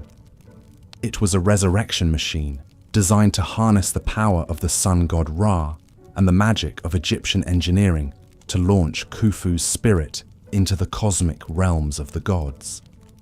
Every aspect of its design was suffused with religious symbolism and funerary spells from the pyramid texts, the oldest sacred writings in Egypt. The pyramid's smooth, angled sides were clad in polished white limestone that would have made it shine like a giant prism in the desert sun, a radiant beacon guiding Khufu's soul to the heavens. Inside, a series of narrow, ascending and descending passages led to the king's burial chamber, deep in the heart of the pyramid. This was the most sacred space of all, where Khufu's mummified body would rest in a granite sarcophagus surrounded by all the treasures and supplies he would need for the afterlife. The chamber was a marvel of precision engineering, its walls lined with massive granite blocks fitted so tightly you couldn't slip a piece of paper between them. This was meant to seal the king's body and possessions away from thieves and intruders for all eternity, a secure staging ground for his journey to immortality. But building such a monumental tomb came at a staggering cost, both in resources and human lives.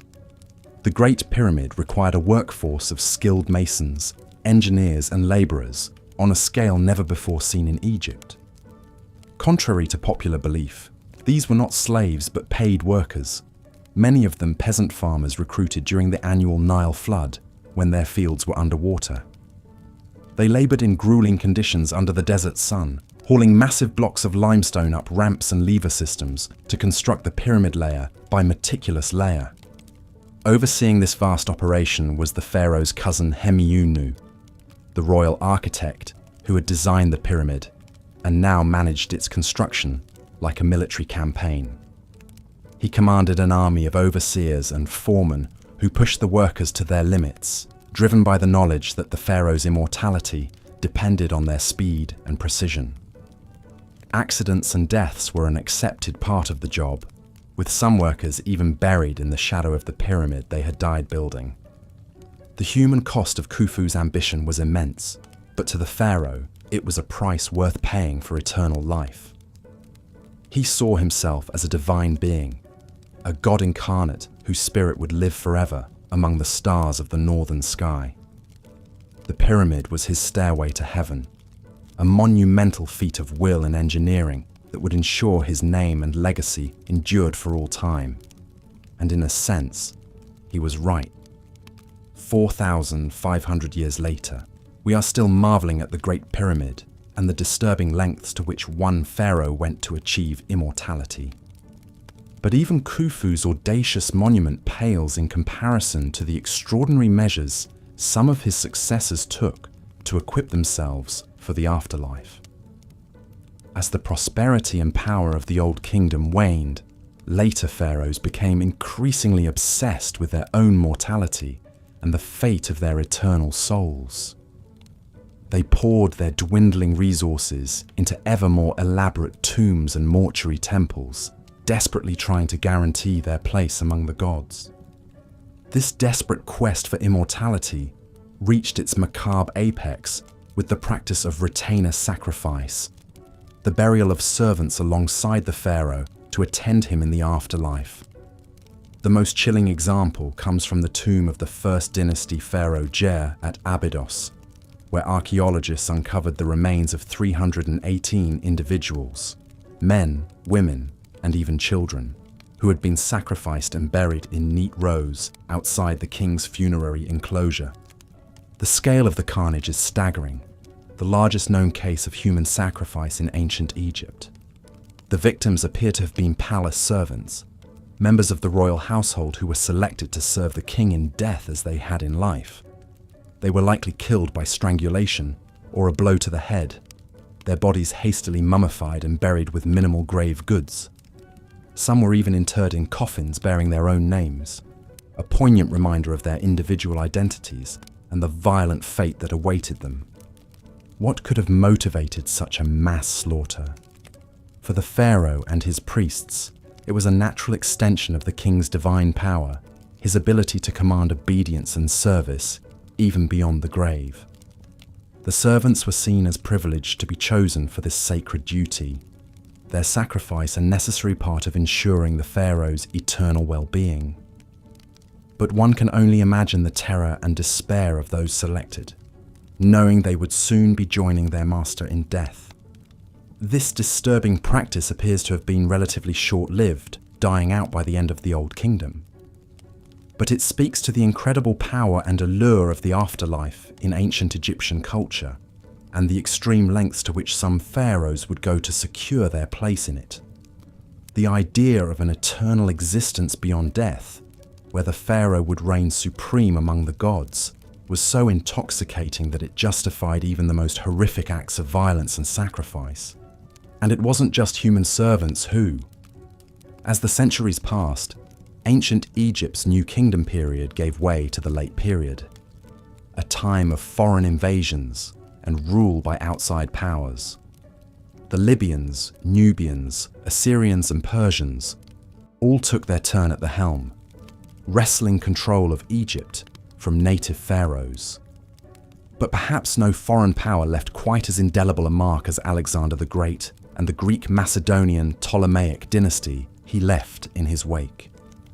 In 332 BC, Alexander the Great swept into Egypt, wresting it from Persian control. After being crowned pharaoh in Memphis, he founded the great seaside city of Alexandria, soon to become a cosmopolitan center of Greek culture and learning. But Alexander's reign as pharaoh was cut short by his untimely death in 323 BC.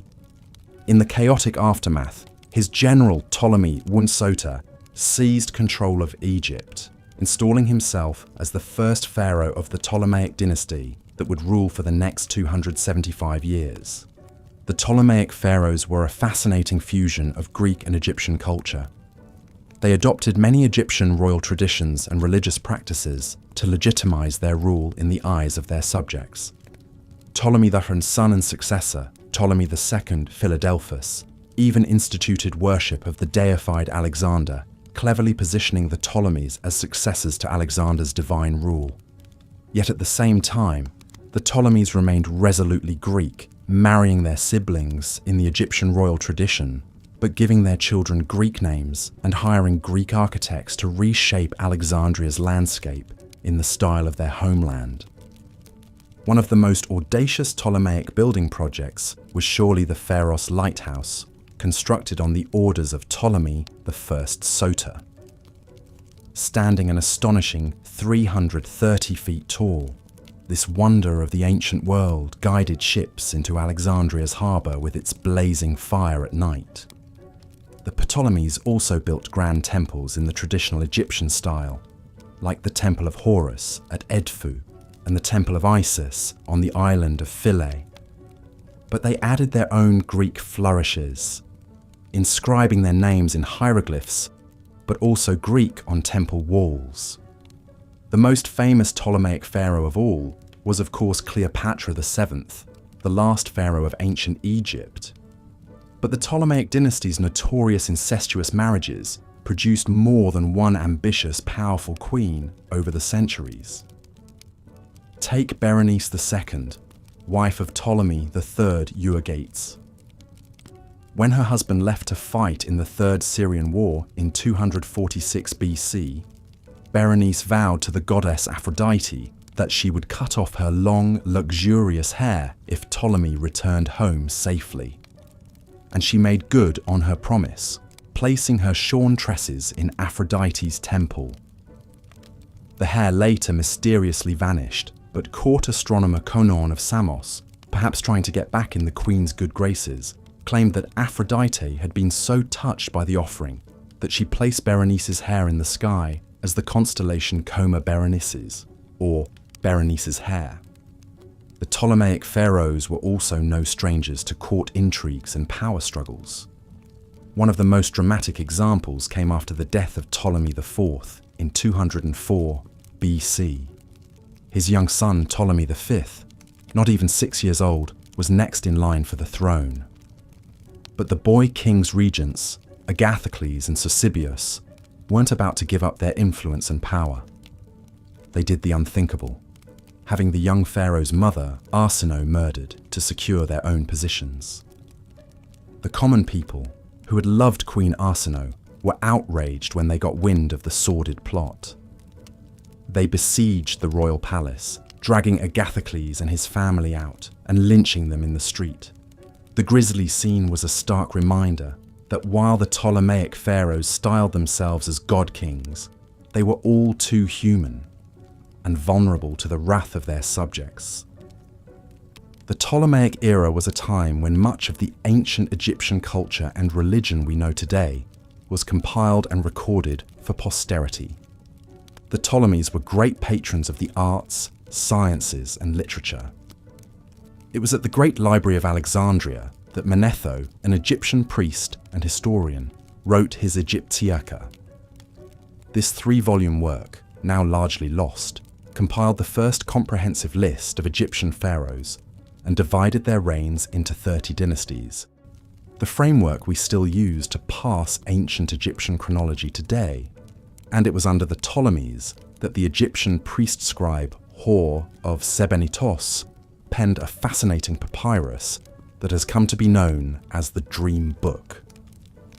This enigmatic text lists nearly 200 different dreams and their supposed meanings.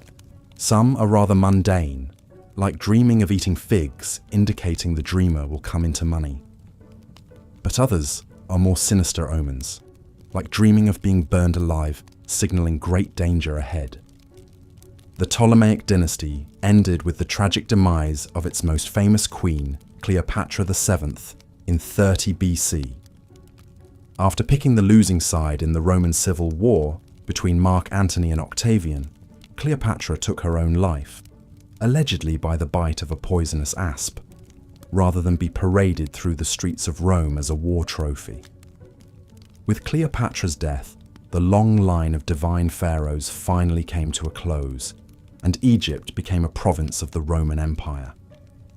But the 3,000-year legacy the pharaohs left behind still endures. Every magnificent monument, every golden tomb treasure, every tall tale recorded on temple walls or papyrus scrolls has kept their larger-than-life stories alive. The pharaohs built ancient Egypt into a flourishing civilization that has captured imaginations for millennia, and will likely continue to do so for as long as the pyramids still stand. The mystique of the pharaohs lies in how, even at the distance of thousands of years, they still seem to straddle the line between gods and mortals, the natural and supernatural. The truth is, the pharaohs were both extraordinary and all too human. They performed mind-boggling feats of engineering, artistic, and cultural achievement that have rarely been matched. But they could also be petty, superstitious, ruthless, and tyrannical. They were a bundle of fascinating contradictions, chasing immortality while grappling with all the flaws and frailties of being human. So perhaps that's why, for all their power and pomp, the pharaohs still speak to us today. Their outsized lives are like monuments to the human condition itself, the soaring triumphs and the devastating lows that have defined the mortal experience since the dawn of civilization. The life of a pharaoh was one of immense power and privilege, but also one governed by strict religious duties and rituals. From the moment he awoke in his opulent palace, a pharaoh's day was meticulously planned and scheduled, with little room for spontaneity or personal indulgence.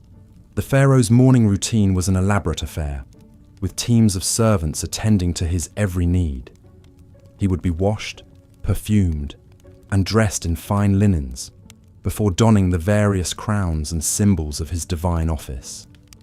The distinctive double crown, or pshent, combined the white crown of Upper Egypt and the red crown of Lower Egypt, symbolizing the pharaoh's dominion over the unified land.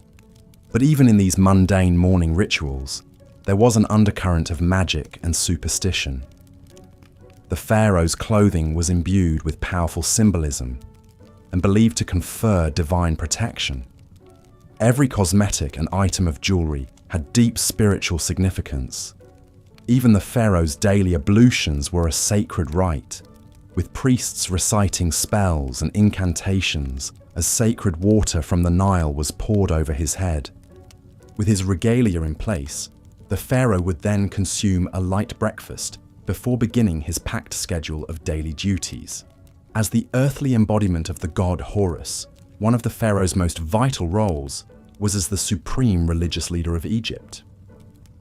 He was responsible for maintaining Ma'at, the cosmic order and balance, through his divine intercession with the gods. This meant that a significant portion of the pharaoh's day was taken up with religious ceremonies and temple rituals.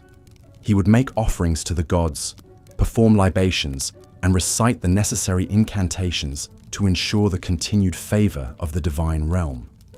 These rituals were not just symbolic, but were believed to have a real and tangible impact on the prosperity and stability of Egypt. But the pharaoh was not just a religious figurehead. He was also the supreme political ruler of one of the most powerful empires of the ancient world. After his religious duties were complete, he would hold court and meet with his advisors to discuss matters of state. The pharaoh had the final say on all issues of law, taxation, trade, and foreign policy. He would also hear petitions from his subjects and dispense justice as he saw fit. The concept of Ma'at extended to social order as well as cosmic balance, and the pharaoh was the ultimate arbiter of this earthly harmony. His word was quite literally law, and his judgments were considered infallible and incontestable. However, even with all of these weighty responsibilities, the pharaoh still had time for leisure and pursuits befitting his exalted status. He might go hunting in the lush marshes along the Nile, or enjoy a sumptuous banquet with his courtiers and foreign dignitaries. Some pharaohs, like Amenhotep II, were known for their athletic prowess and would showcase their skills in archery or chariot racing. But even in these moments of relaxation, the pharaoh was never truly at ease. His life was governed by a strict code of behavior and a constant awareness of his divine role. Every action, every word, every decision was freighted with meaning and consequence. And beneath the surface of this gilded existence lurked a darker undercurrent of superstition, magic, and brutality. The pharaoh may have been the most powerful man in Egypt, but he was also the most vulnerable to the capricious whims of the gods and the machinations of his enemies. Jealous rivals, both within the royal family and among the nobility, constantly plotted and schemed to overthrow him. Sorcerers and magicians employed curses and hexes to bring about his downfall. Even the common people, though they revered the pharaoh as a living god, could turn against him if they felt he had failed in his divine duties. To protect against these myriad threats, both real and supernatural, the pharaoh relied on a complex web of magic and ritual. He wore amulets and talismans imbued with protective spells, and his food and drink were tested for poison by trusted servants. His palace was warded against evil spirits, and his bedchamber was guarded by the most loyal and fearsome of his warriors. But even with all of these precautions, the life of a pharaoh was a precarious one. The annals of Egyptian history are filled with the stories of pharaohs who met untimely and often gruesome ends, from assassination and warfare to disease and dark sorcery. In the end, the pharaoh was as much a prisoner of his divine role as he was its beneficiary. For all of his power and privilege, he was ultimately a slave to the crushing weight of tradition, superstition, and the unyielding expectations of his gods and his people. The life of a pharaoh was indeed a gilded cage, opulent and glittering on the outside, but constricting and suffocating within. And yet, for all of its dangers and drawbacks, the allure of the pharaonic crown was an irresistible one. The chance to wield such godlike power, to shape the course of an empire, to have one's name etched into eternity, these were temptations that few could resist. And so the cycle continued, from one pharaoh to the next, each one striving to outdo his predecessors in grandeur and glory, even as the shadow of mortality and the fickle favor of the gods loomed ever larger. Such was the burden and the blessing of the pharaohs, the god-kings of ancient Egypt, whose lives and legacies continue to fascinate and enthrall us to this day. But the pharaonic crown was a heavy one, both literally and figuratively. The great golden headdresses and crowns worn by the pharaohs could weigh up to 5 pounds, a physical reminder of the weighty responsibilities they carried. And for all of their divine status and earthly power, the pharaohs were still mortal men, subject to the same fears, frailties, and vices as any other. Perhaps nowhere was this more evident than in the royal court, where the pharaoh was surrounded by a vast retinue of family, advisors, courtiers, and servants. While the pharaoh may have been the supreme ruler of Egypt, he still had to navigate the treacherous waters of court politics and intrigue on a daily basis. At the center of this was the royal family itself. The pharaoh typically had multiple wives, including a chief queen who held a special status and would bear the pharaoh's heir. But he also had a vast harem of lesser wives and concubines, many of whom were foreign princesses sent as diplomatic gifts to cement alliances with other nations. This complex web of marriages and liaisons was not just about pleasure or politics. It was also driven by a deep-seated obsession with preserving the purity and divinity of the royal bloodline. The Egyptians believed that the pharaohs were literal descendants of the gods, and that this divine essence was passed down through the generations. To maintain this purity, the pharaohs often married within their own family, taking their sisters, daughters, and even their own mothers as wives. This practice of royal incest may seem shocking and abhorrent to modern sensibilities, but for the ancient Egyptians, it was a sacred duty. a way of keeping the divine blood of the pharaohs untainted by mortal influence. Of course, this incestuous inbreeding often had the opposite effect, leading to genetic defects, deformities, and a host of health problems for the royal family. The mummies of several pharaohs, including the famous King Tutankhamun, show clear signs of congenital disabilities and chronic illnesses that were likely the result of generations of close familial marriages. But for the pharaohs, the risks of incest were outweighed by the perceived benefits of preserving their divine status. And in a society where the pharaoh was seen as a living god, there was no higher priority than maintaining the purity and power of the royal line. This obsession with divine kingship also had profound implications for the role of women in ancient Egyptian society. While women in general had more rights and freedoms than in many other ancient cultures, the power of the pharaonic throne was still very much a male domain. There were, however, a few notable exceptions to this rule.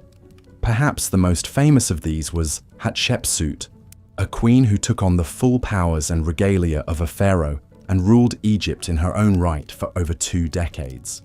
Hatshepsut was a master politician and propagandist, commissioning statues and monuments that depicted her as a powerful and legitimate ruler, complete with the traditional false beard worn by male pharaohs.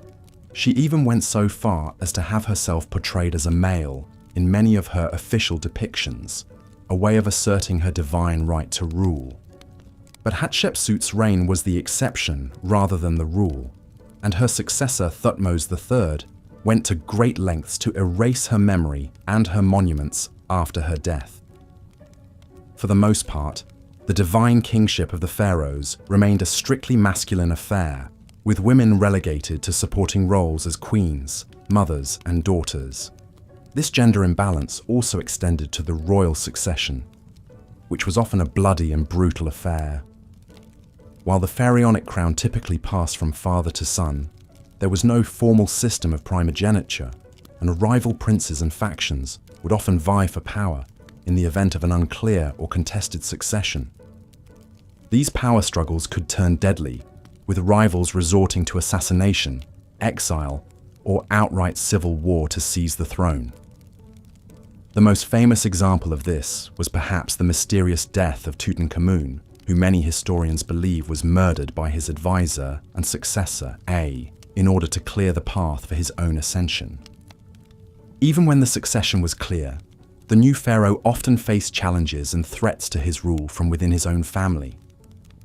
Brothers, uncles, and cousins, who had been passed over for the throne, might plot and scheme to overthrow the new king, while disgruntled nobles and regional governors could use their wealth and influence to foment rebellion and unrest. To counter these threats, the pharaohs relied on a combination of political savvy, military might, and divine propaganda. They would reward loyal followers with titles, lands, and wealth, while ruthlessly suppressing any signs of dissent or disloyalty. They would also go to great lengths to emphasize their own divine status and right to rule, commissioning grand monuments and temples that celebrated their godly power and accomplishments. But even the mightiest pharaoh was still mortal, and the spectre of death loomed large over the royal court. The Egyptians believed that the pharaoh's divine essence would live on in the afterlife, where he would join the gods in an eternal paradise. But to achieve this immortality, the pharaoh's body had to be preserved and protected, along with all the trappings of his earthly power and status. This belief in the afterlife was the driving force behind the construction of the Great Pyramids, the massive tombs that have become synonymous with ancient Egyptian culture. These monumental structures were not just grand displays of wealth and power. They were also elaborate machines designed to launch the pharaoh's soul into the heavens and ensure his eternal life among the gods. The process of preparing a pharaoh for the afterlife was a long and elaborate one, beginning even before his death. As soon as a new pharaoh took the throne, work would begin on his tomb and mortuary temple, which could take decades to complete. The pharaoh would be intimately involved in the planning and design of these structures, choosing the location, the layout, and the decorative program that would adorn the walls. At the same time, the pharaoh would begin accumulating the vast array of grave goods and treasures that would accompany him into the afterlife. These could include everything from furniture and clothing to jewelry and weapons, as well as huge stockpiles of food and drink to sustain the pharaoh on his journey. But perhaps the most vital component of the pharaoh's afterlife preparations was the process of mummification, which would transform his mortal body into an eternal vessel for his divine spirit. This was a long and complex process that could take up to 70 days to complete, involving the removal of internal organs, the desiccation of the body with natron salts, and the careful wrapping of the corpse in layers of linen bandages. The mummification process was overseen by a special class of priests, known as the embalmers, who worked in secret and were considered to be in direct contact with the gods. They would recite special prayers and incantations at each stage of the process, imbuing the mummy with magical spells and protections that would ensure its safe passage into the afterlife. Once the mummy was complete, it would be placed inside a series of nested coffins, each one more elaborate and expensive than the last. The outermost coffin would often be made of solid gold and adorned with intricate carvings and inlays, a fitting vessel for the divine remains of the pharaoh. The mummy and its coffins would then be transported in a grand procession to the pharaoh's tomb, where they would be sealed away in a hidden burial chamber, along with all of the pharaoh's grave goods and treasures. The tomb itself would be filled with even more offerings and artifacts, as well as elaborate frescoes and carvings depicting the pharaoh's journey into the afterlife. But even with all of these elaborate preparations, the pharaohs were not content to leave their eternal fate to chance.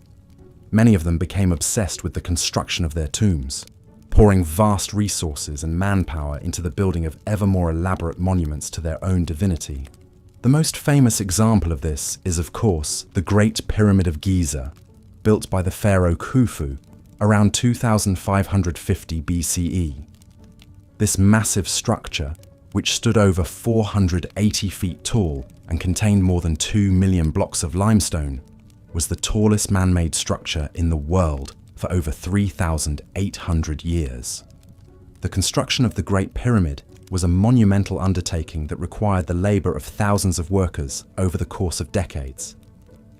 The logistics of the project were staggering, involving the quarrying, transportation, and precise placement of millions of tons of stone, all without the benefit of modern machinery or technology.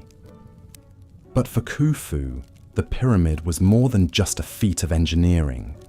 It was a symbol of his divine power and a guarantee of his eternal life. The pyramid was designed to align with the stars, with shafts pointing towards the constellations of Orion and Sirius, which the Egyptians believed to be the celestial homes of the gods Osiris and Isis.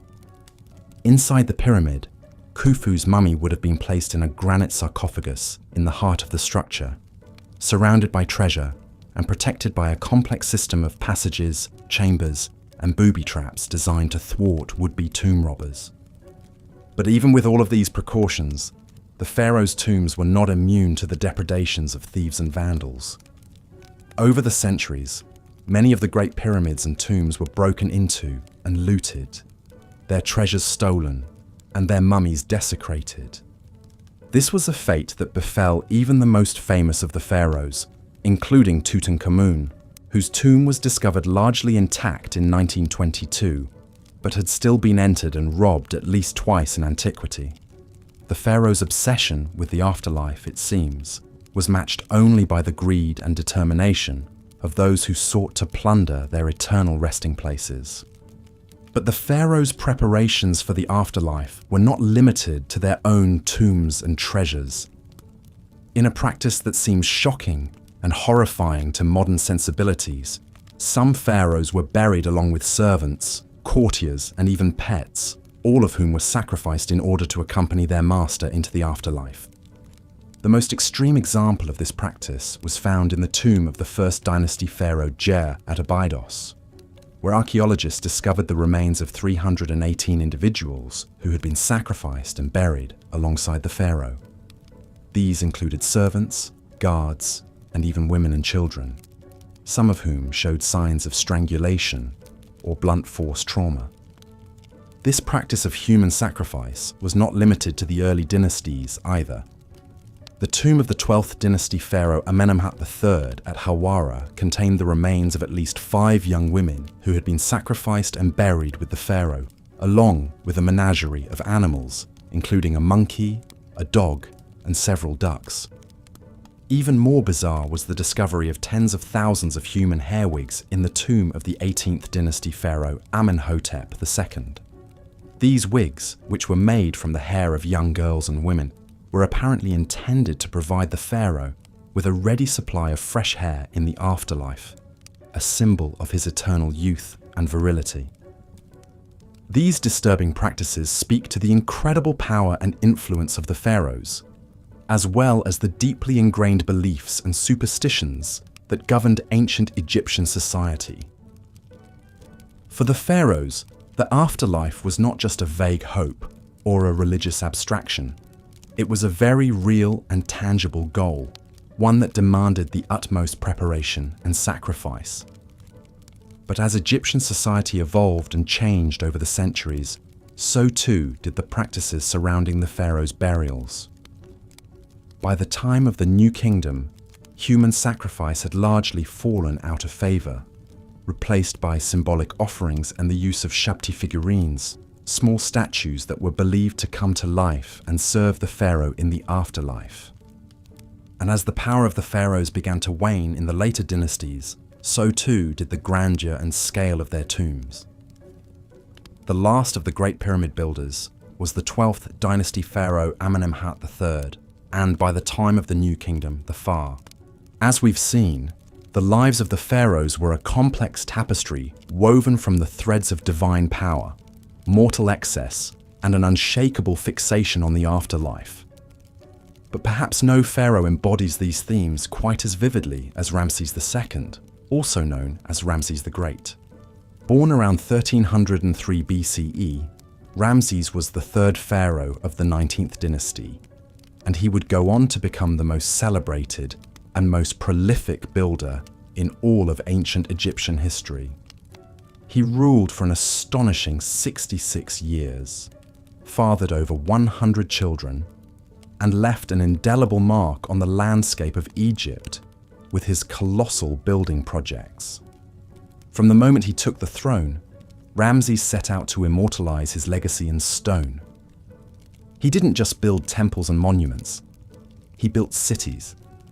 His capital, Ramses, was a sprawling metropolis in the Nile Delta, adorned with lush gardens, stately palaces, and of course, towering statues of Ramses himself. The city was a testament to Ramses' wealth, power, and unrivaled ego. But Ramses didn't just build on a grand scale. He built with a singular purpose: to ensure his own glorification and immortality. Every temple, every obelisk, every statue was emblazoned with his name and his image. He even went so far as to carve his own likeness into existing monuments, often over the names of previous pharaohs. In Ramses' world, there was room for only one god on earth, and that god was Ramses.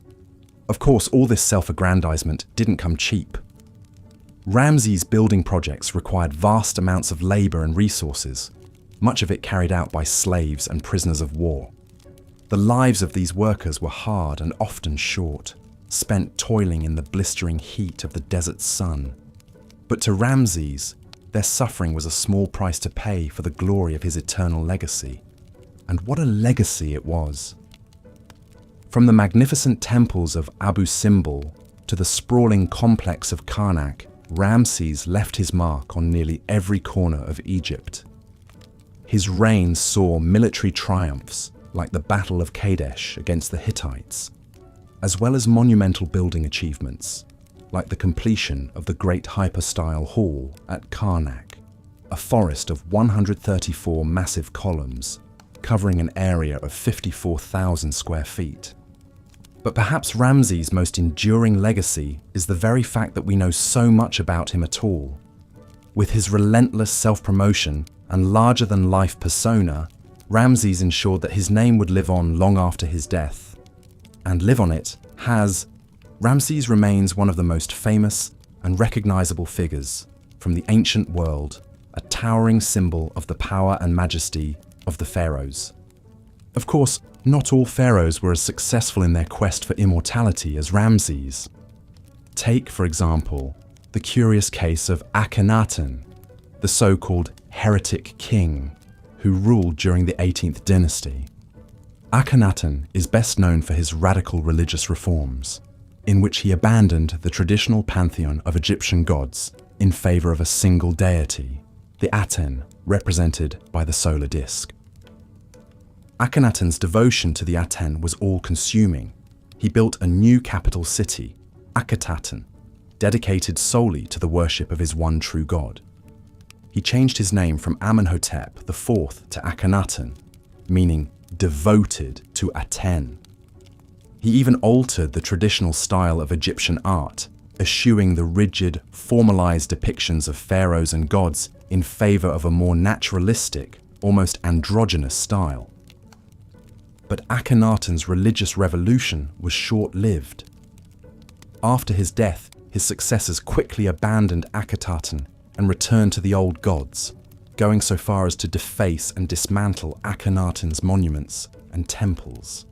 His name was struck from the records, his legacy all but erased. In the end, Akhenaten's single-minded devotion to his god led not to immortality, but to obscurity. And then there's the sad story of Tutankhamun, better known to us as King Tut.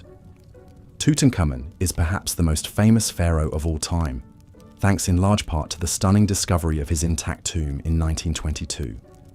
But the life of this young king was marked by tragedy from the very start. Tutankhamun was born into a royal family in crisis. His father was none other than Akhenaten, and his mother was likely Akhenaten's own sister.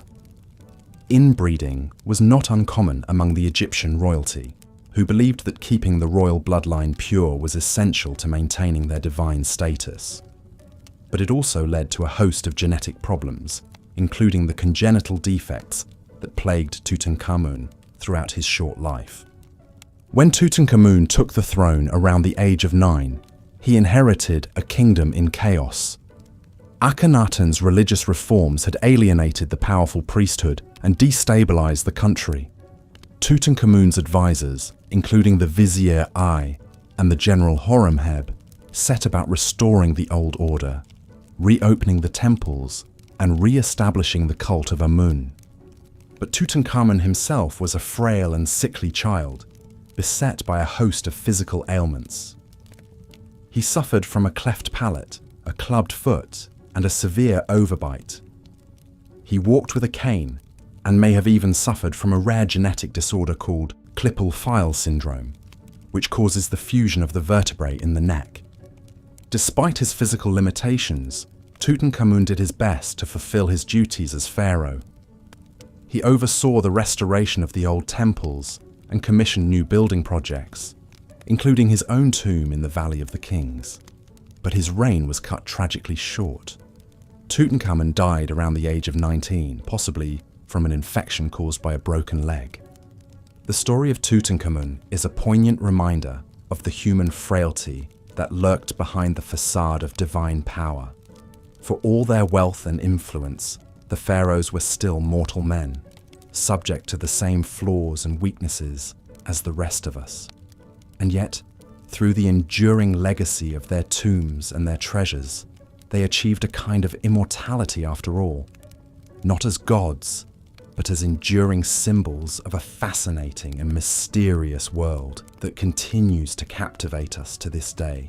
As we've journeyed through the lives of these legendary rulers, from the excesses of Ramses to the enigma of Akhenaten to the tragedy of Tutankhamun, one thing becomes clear. The pharaohs were as complex and multifaceted as the civilization they ruled. They were gods and men, builders and destroyers, visionaries and tyrants. They lived lives of unimaginable splendor and opulence, but they were also haunted by the specter of death and the relentless pursuit of immortality. In the end, perhaps it is this very complexity that makes the pharaohs so endlessly fascinating to us. They were not just historical figures, but mythic archetypes, embodying the timeless themes of power, ambition, and the search for meaning in the face of mortality. And through the enduring legacy of their monuments and their stories, they continue to speak to us across the millennia, whispering secrets of a world long vanished but never truly lost. As we marvel at the pyramids and the temples, the golden masks and the hieroglyphic inscriptions, we are reminded of the indomitable human spirit that drove these ancient kings to reach for the stars.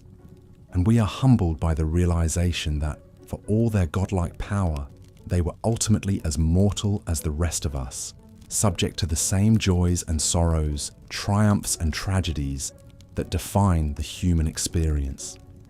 So let us pay tribute to the pharaohs, those towering figures who shaped the course of history and left an indelible mark on the sands of time.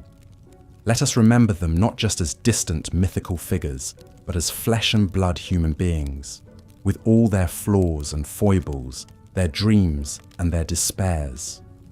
And let us learn from their stories, both the inspiring and the cautionary, as we navigate our own paths through the shifting sands of life. For in the end, the legacy of the pharaohs is not just a matter of bricks and mortar, gold and granite. It is a testament to the enduring power of the human spirit, to our unquenchable thirst for meaning and purpose, for beauty and transcendence.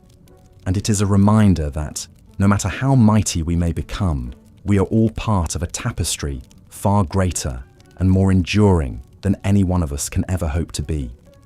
So let us give thanks for the pharaohs and for all those who came before and after them, who strived and struggled and left their mark upon the world.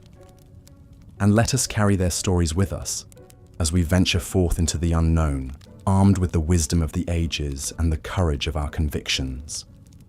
For in the end, the measure of a life is not in the splendor of its monuments or the grandeur of its tombs, but in the love and compassion we show to one another, and in the legacy of hope and resilience we leave behind.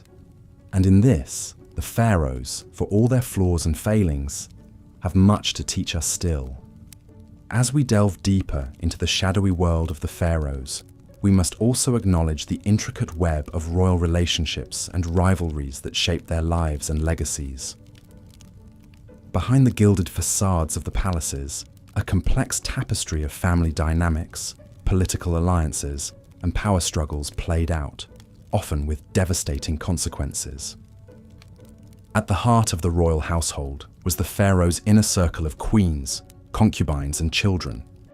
While the pharaoh was the supreme ruler, his queens could wield significant influence, particularly if they bore him a male heir. The great royal wife, or chief queen, held a privileged position and might even rule as regent if the pharaoh died before his successor came of age. Such was the case with Hatshepsut, who boldly assumed the full powers and regalia of a pharaoh herself, after the death of her husband, Thutmose II. But alongside these influential queens were countless lesser wives and concubines who populated the royal harem. These women, often from noble families or foreign princesses sent to cement diplomatic ties, vied for the pharaoh's favor and the chance to bear his children. The royal court buzzed with gossip, intrigue, and shifting alliances as different factions jockeyed for position. Most disturbing of all were the instances of incest that occurred within the royal family. Pharaohs often married their own sisters or half-sisters, and occasionally even their daughters, to keep the royal bloodline pure. It was believed that the pharaoh, as a living god, could only beget a legitimate heir through union with another divinity, even if that meant keeping it in the family. This practice may have contributed to genetic disorders and abnormalities in some royal offspring. Of course, not all royal siblings married each other. Some rivalries between princes and princesses burned red hot, exploding into murderous power grabs. Take, for example, the suspected plot by Ramses III's secondary wife Tiye to assassinate the pharaoh and install her own son, Pentawere, on the throne instead of the chosen Crown Prince Ramses IV. Ancient papyrus court records paint a chilling picture of a harem conspiracy that ended in convictions and executions. Even the legendary Cleopatra VII, last of the Ptolemaic dynasty, was no stranger to ruthless family rivalries. She allegedly had her own younger sister Arsinoe IV murdered to solidify her claim to the throne. In a world where royal blood was both a ticket to power and a reason to be eliminated by one's rivals, perhaps the frequent depictions of the pharaoh smiting his enemies take on an even darker meaning. But beyond the backstabbing intrigues of the royal court, the pharaoh's family relationships could also be touchingly human. Ramses II, for instance, honored his chief queen Nefertari with a lavishly decorated tomb and a magnificent temple at Abu Simbel. And even the oft-vilified Akhenaten, who upended Egyptian religion and art during his reign, is shown in tender scenes with his wife Nefertiti and their daughters. In the end, perhaps these familial bonds offered a bit of solace and sanity in the gilded cage of the royal palace. But make no mistake, being a pharaoh's relative was a double-edged sword that could cut short even the most regal life. From the incestuous unions to the cutthroat rivalries, the twisted family trees of the pharaohs bore strange and often poisonous fruit. The royal family was the most exclusive club in ancient Egypt, and possibly the most dangerous. As we turn now to examine the pharaoh's exalted role as a living god on earth, keep in mind the tangled human relationships that lurked beneath that lofty, divine surface.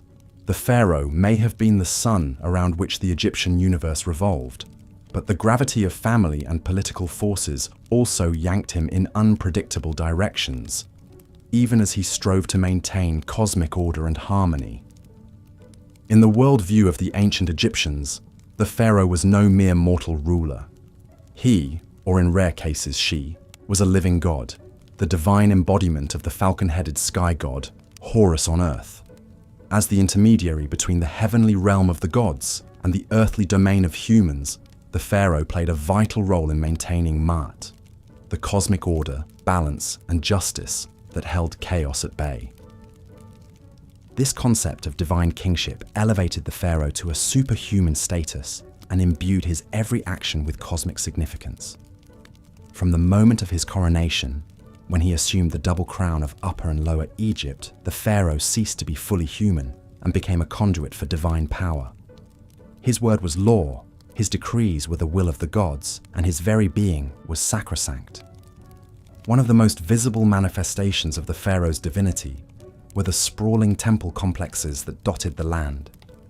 These weren't just places of worship, they were the earthly mansions of the gods, where the pharaoh performed sacred rituals to maintain the vital link between the human and divine spheres. The grandest of these temples, like the Karnak complex in Thebes or the Luxor temple downstream, were cities unto themselves, bustling with priests, craftsmen, and servants, all dedicated to serving the pharaoh god. Within these sacred precincts, the pharaoh would make offerings, recite incantations, and perform elaborate ceremonies to appease the gods and ensure the continued flow of divine blessings. The most important of these rituals was the daily rebirth of the sun, in which the pharaoh metaphorically merged with the sun god Ra to be reborn anew each morning. By participating in this endless cycle of death and renewal, the pharaoh helped to sustain the very fabric of the cosmos. But the pharaoh's divine status wasn't just a religious concept. It had far-reaching implications for Egyptian society and politics as well. As a living god, the pharaoh had absolute authority over his subjects. His word was law, and his commands were not to be questioned. Obedience to the pharaoh was equated with piety, and rebellion against him was tantamount to sacrilege. This godlike power could be intoxicating, and some pharaohs took their divine status to disturbing extremes. Perhaps the most notorious example was Amenhotep IV, better known as Akhenaten, who upended centuries of Egyptian religious tradition by proclaiming the sun disk Aten as the one true god and himself as its sole prophet. In a burst of religious fervor, Akhenaten ordered the names and images of other gods to be erased, closed their temples, and even moved the capital to a remote desert site he called Akhenaten, or Horizon of the Aten. While Akhenaten's religious revolution was short-lived, it showcased the immense power and influence a pharaoh could wield as a divine ruler. The fact that he could single-handedly overturn the entire pantheon of Egyptian gods and impose a new state religion by sheer force of will speaks volumes about the pharaoh's godlike authority.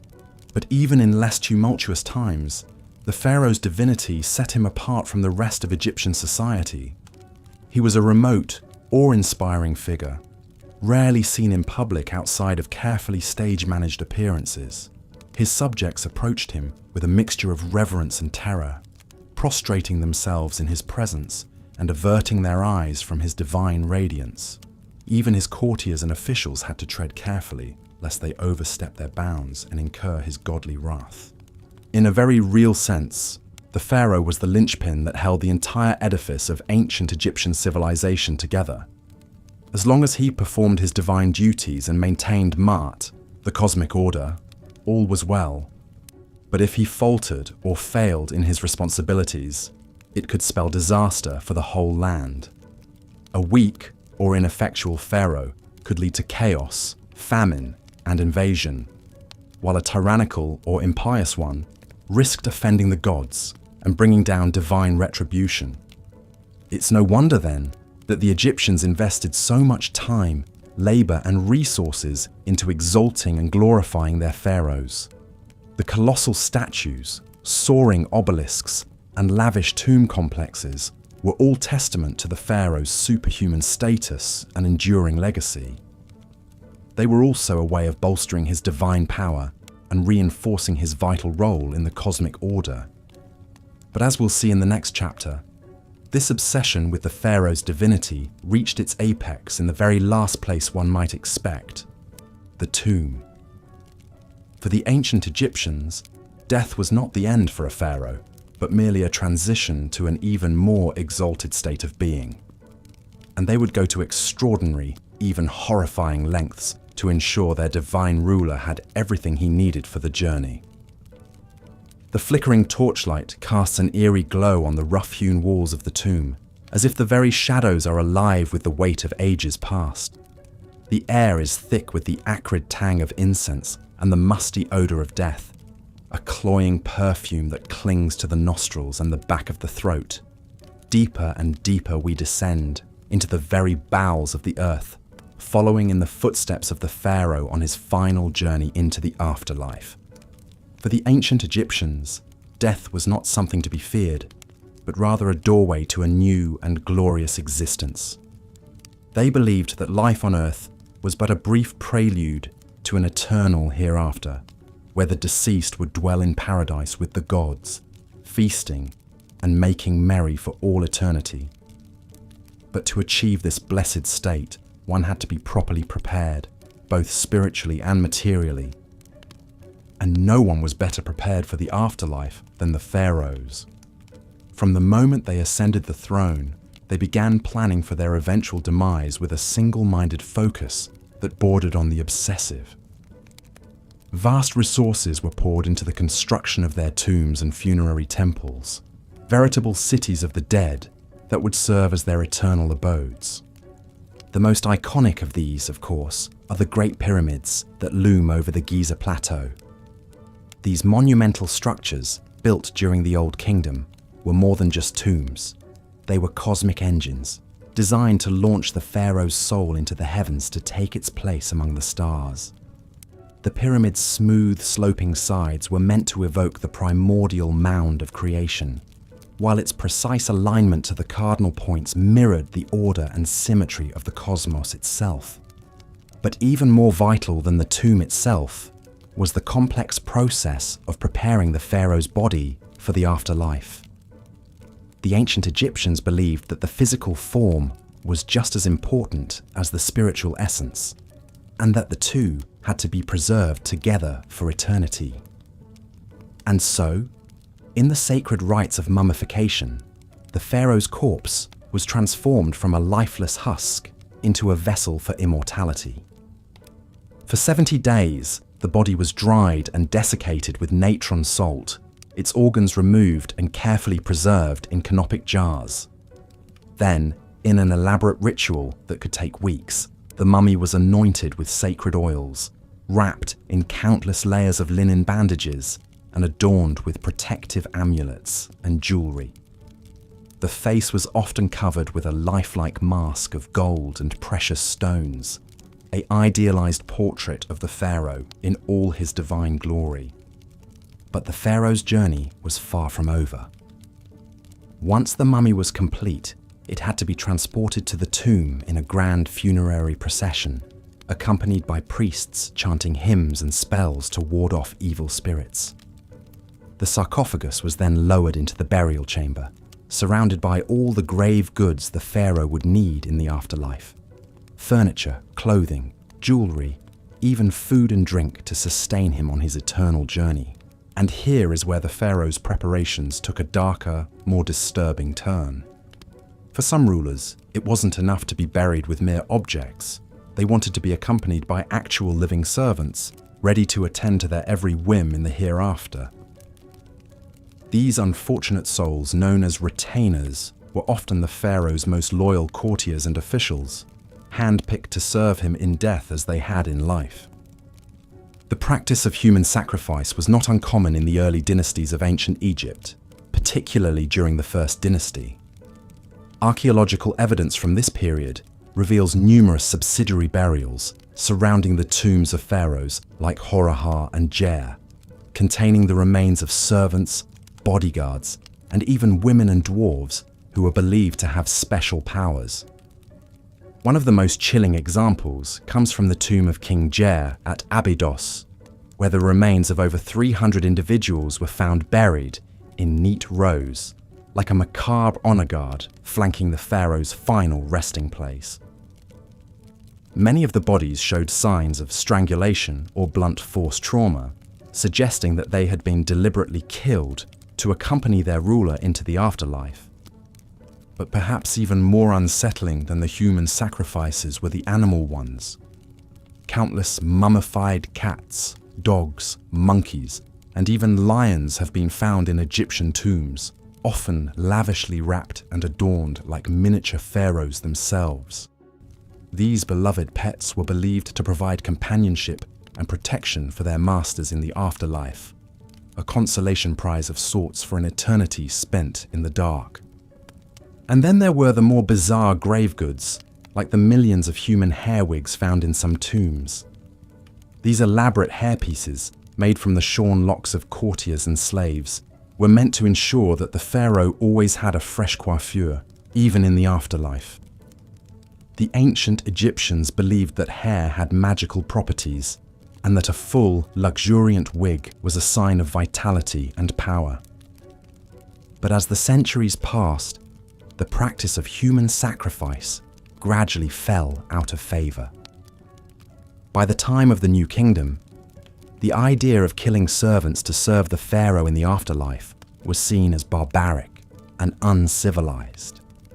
Instead, the Egyptians turned to more symbolic methods, like placing Shabti figurines in the tomb, to magically come to life and perform menial tasks for the deceased. Yet even as the physical sacrifices faded away, the psychological toll of the pharaoh's obsession with the afterlife remained. The vast resources and manpower poured into their tombs and funerary cults siphoned away wealth and labor from the living, while the idea of a ruler who could command obedience even in death cast a long shadow over Egyptian society. And in the end, For all their elaborate preparations and precautions, the pharaohs could not escape the ravages of time and tomb robbers. Many of their carefully constructed resting places were plundered and desecrated over the millennia, their mummies and grave goods scattered to the four winds.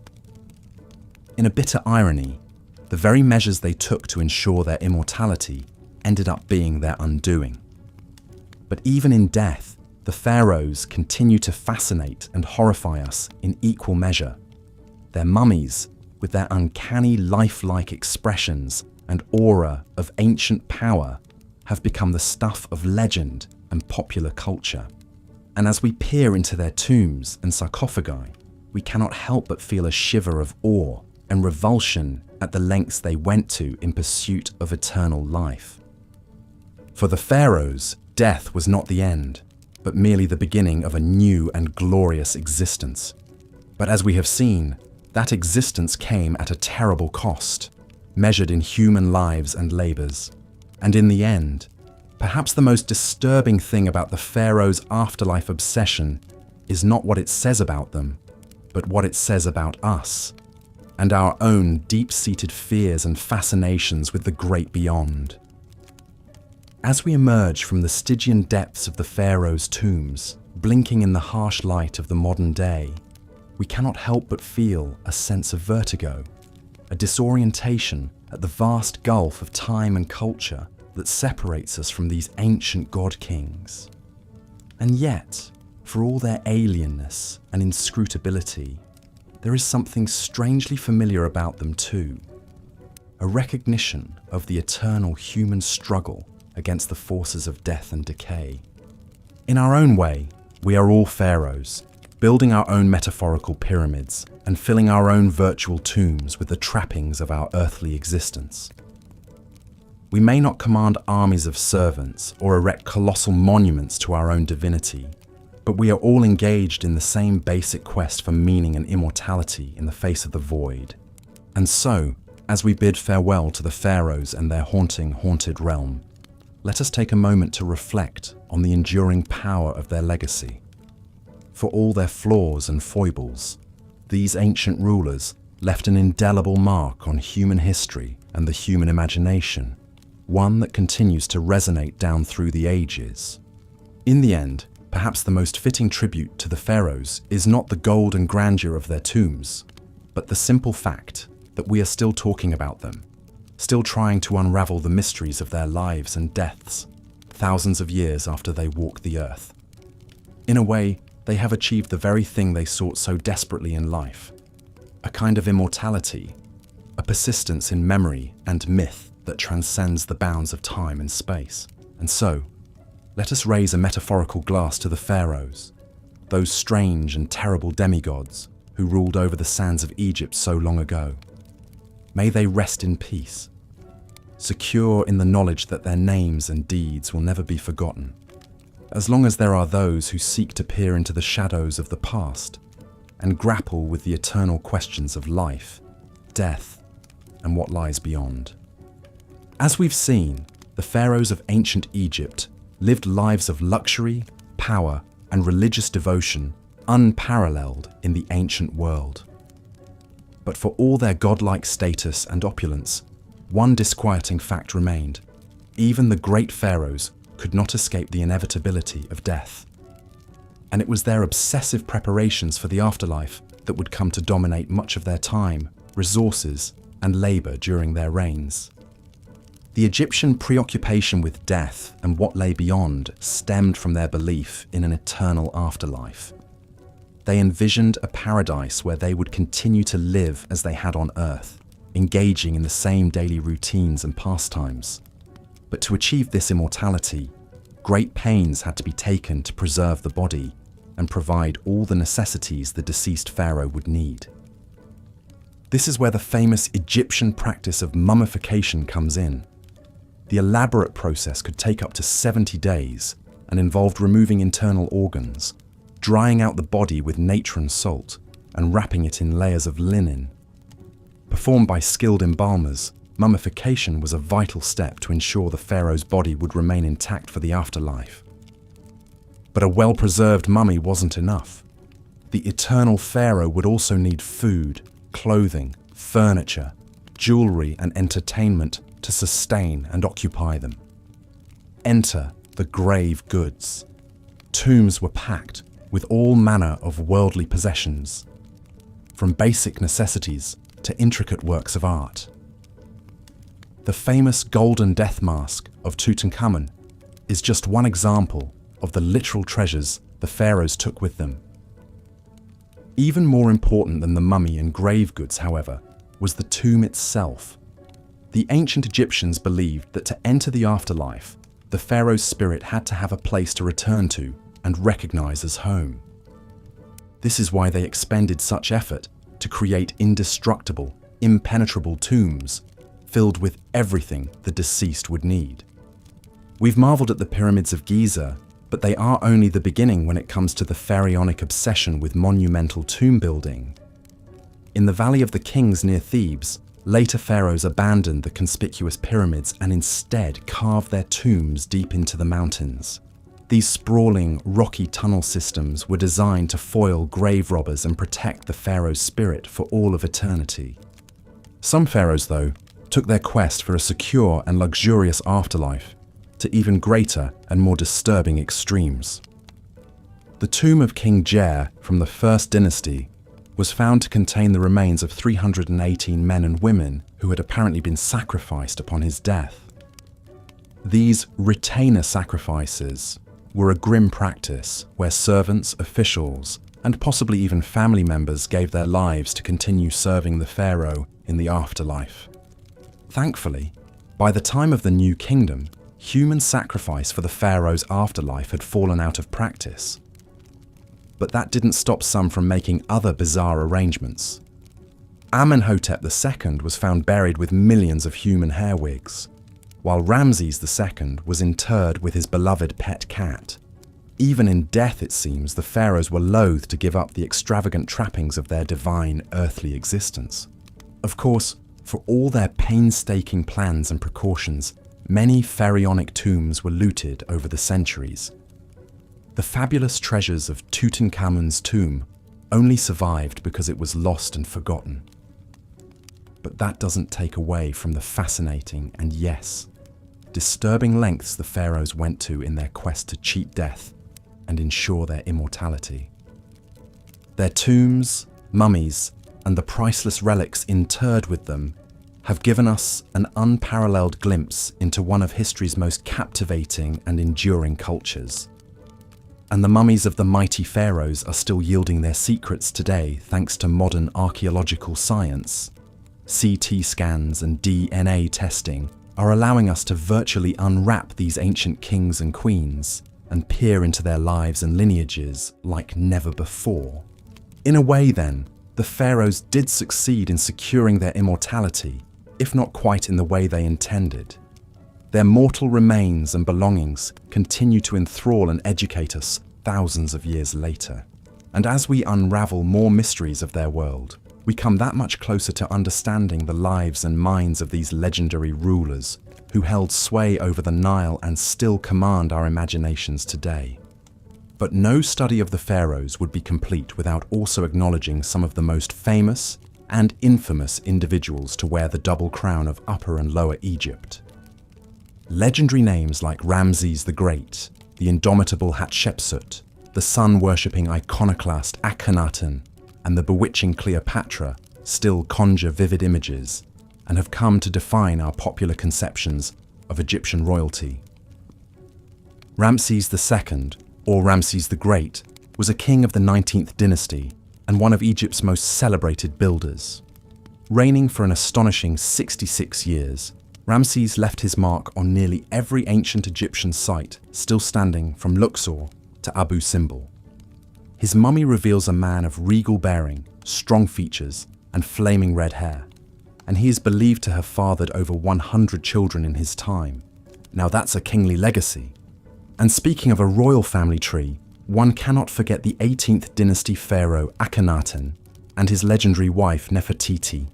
Coming to power around 1353 BCE, Akhenaten rocked the very foundations of Egyptian society by rejecting the traditional pantheon of gods to institute a monotheistic cult of the sun disk Aten. He even changed his name from Amenhotep IV to Akhenaten, or devoted to Aten, as part of his religious revolution.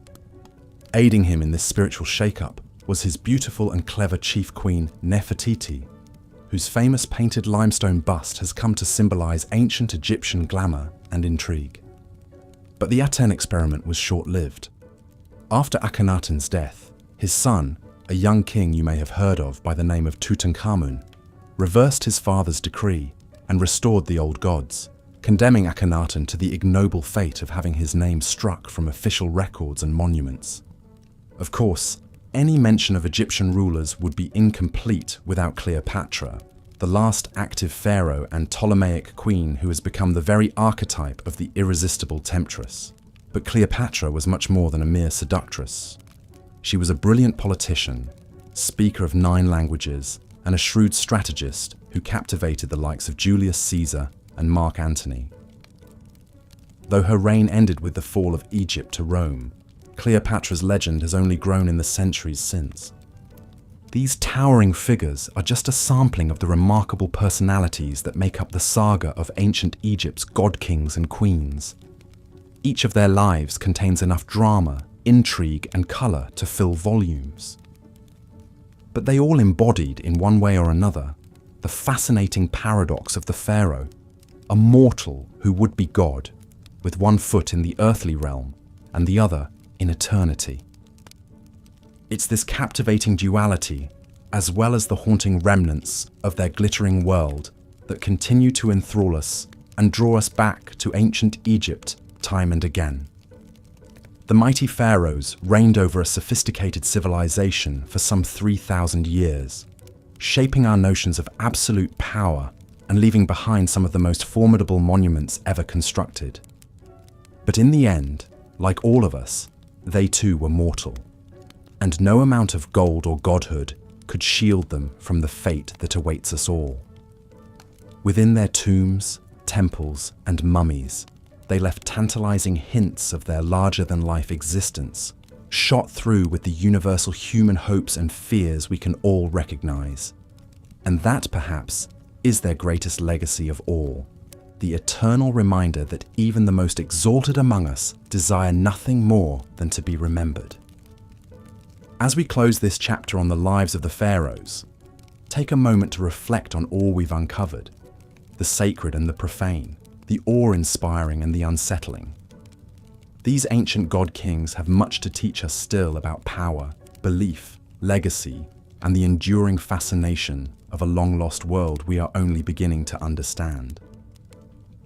The mighty pharaohs, in all their dazzling, dramatic, and disturbing glory, will never cease to captivate us, inviting us to unravel the mysteries of their age and our own.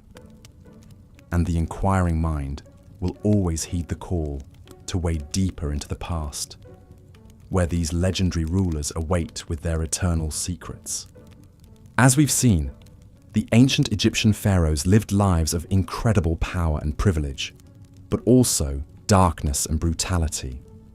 From their opulent palaces to their obsessive preparations for the afterlife, these divine rulers shaped every aspect of their kingdom's culture, religion, and history. Even today, thousands of years later, the pharaohs continue to captivate us with their larger-than-life personalities, their monumental building projects, and the enduring mysteries they left behind. New discoveries and advanced scientific techniques are allowing us to unravel their secrets like never before. From the familial relationships revealed by DNA testing of mummies, to the complex trade networks traced through isotope analysis. Yet the more we learn about the pharaohs, the more we realize how much we still don't know. What was the true nature of their relationships with their queens and children? How did they really wield their immense power behind closed palace doors? What did they believe would await them in the afterlife they spent so much time and effort preparing for? These questions may never be fully answered, but that's part of what keeps us so endlessly fascinated by these towering figures of history. In a way, the pharaohs achieved their dream of immortality, not just through their elaborate tombs and mummification rituals, but through the indelible mark they left on the human imagination. From the boy king Tutankhamun, to the great warrior Ramses II, to the legendary beauty Cleopatra, the pharaohs continue to loom large in our collective consciousness. Their stories told and retold in countless books, movies, and documentaries. They've become more than historical figures. They've become mythic archetypes, embodying timeless themes of power, ambition, love, and death. In the end, perhaps that's the pharaohs' true legacy, not the treasure-filled tombs or awe-inspiring pyramids they left behind, but the way they've shaped our understanding of what it means to be human.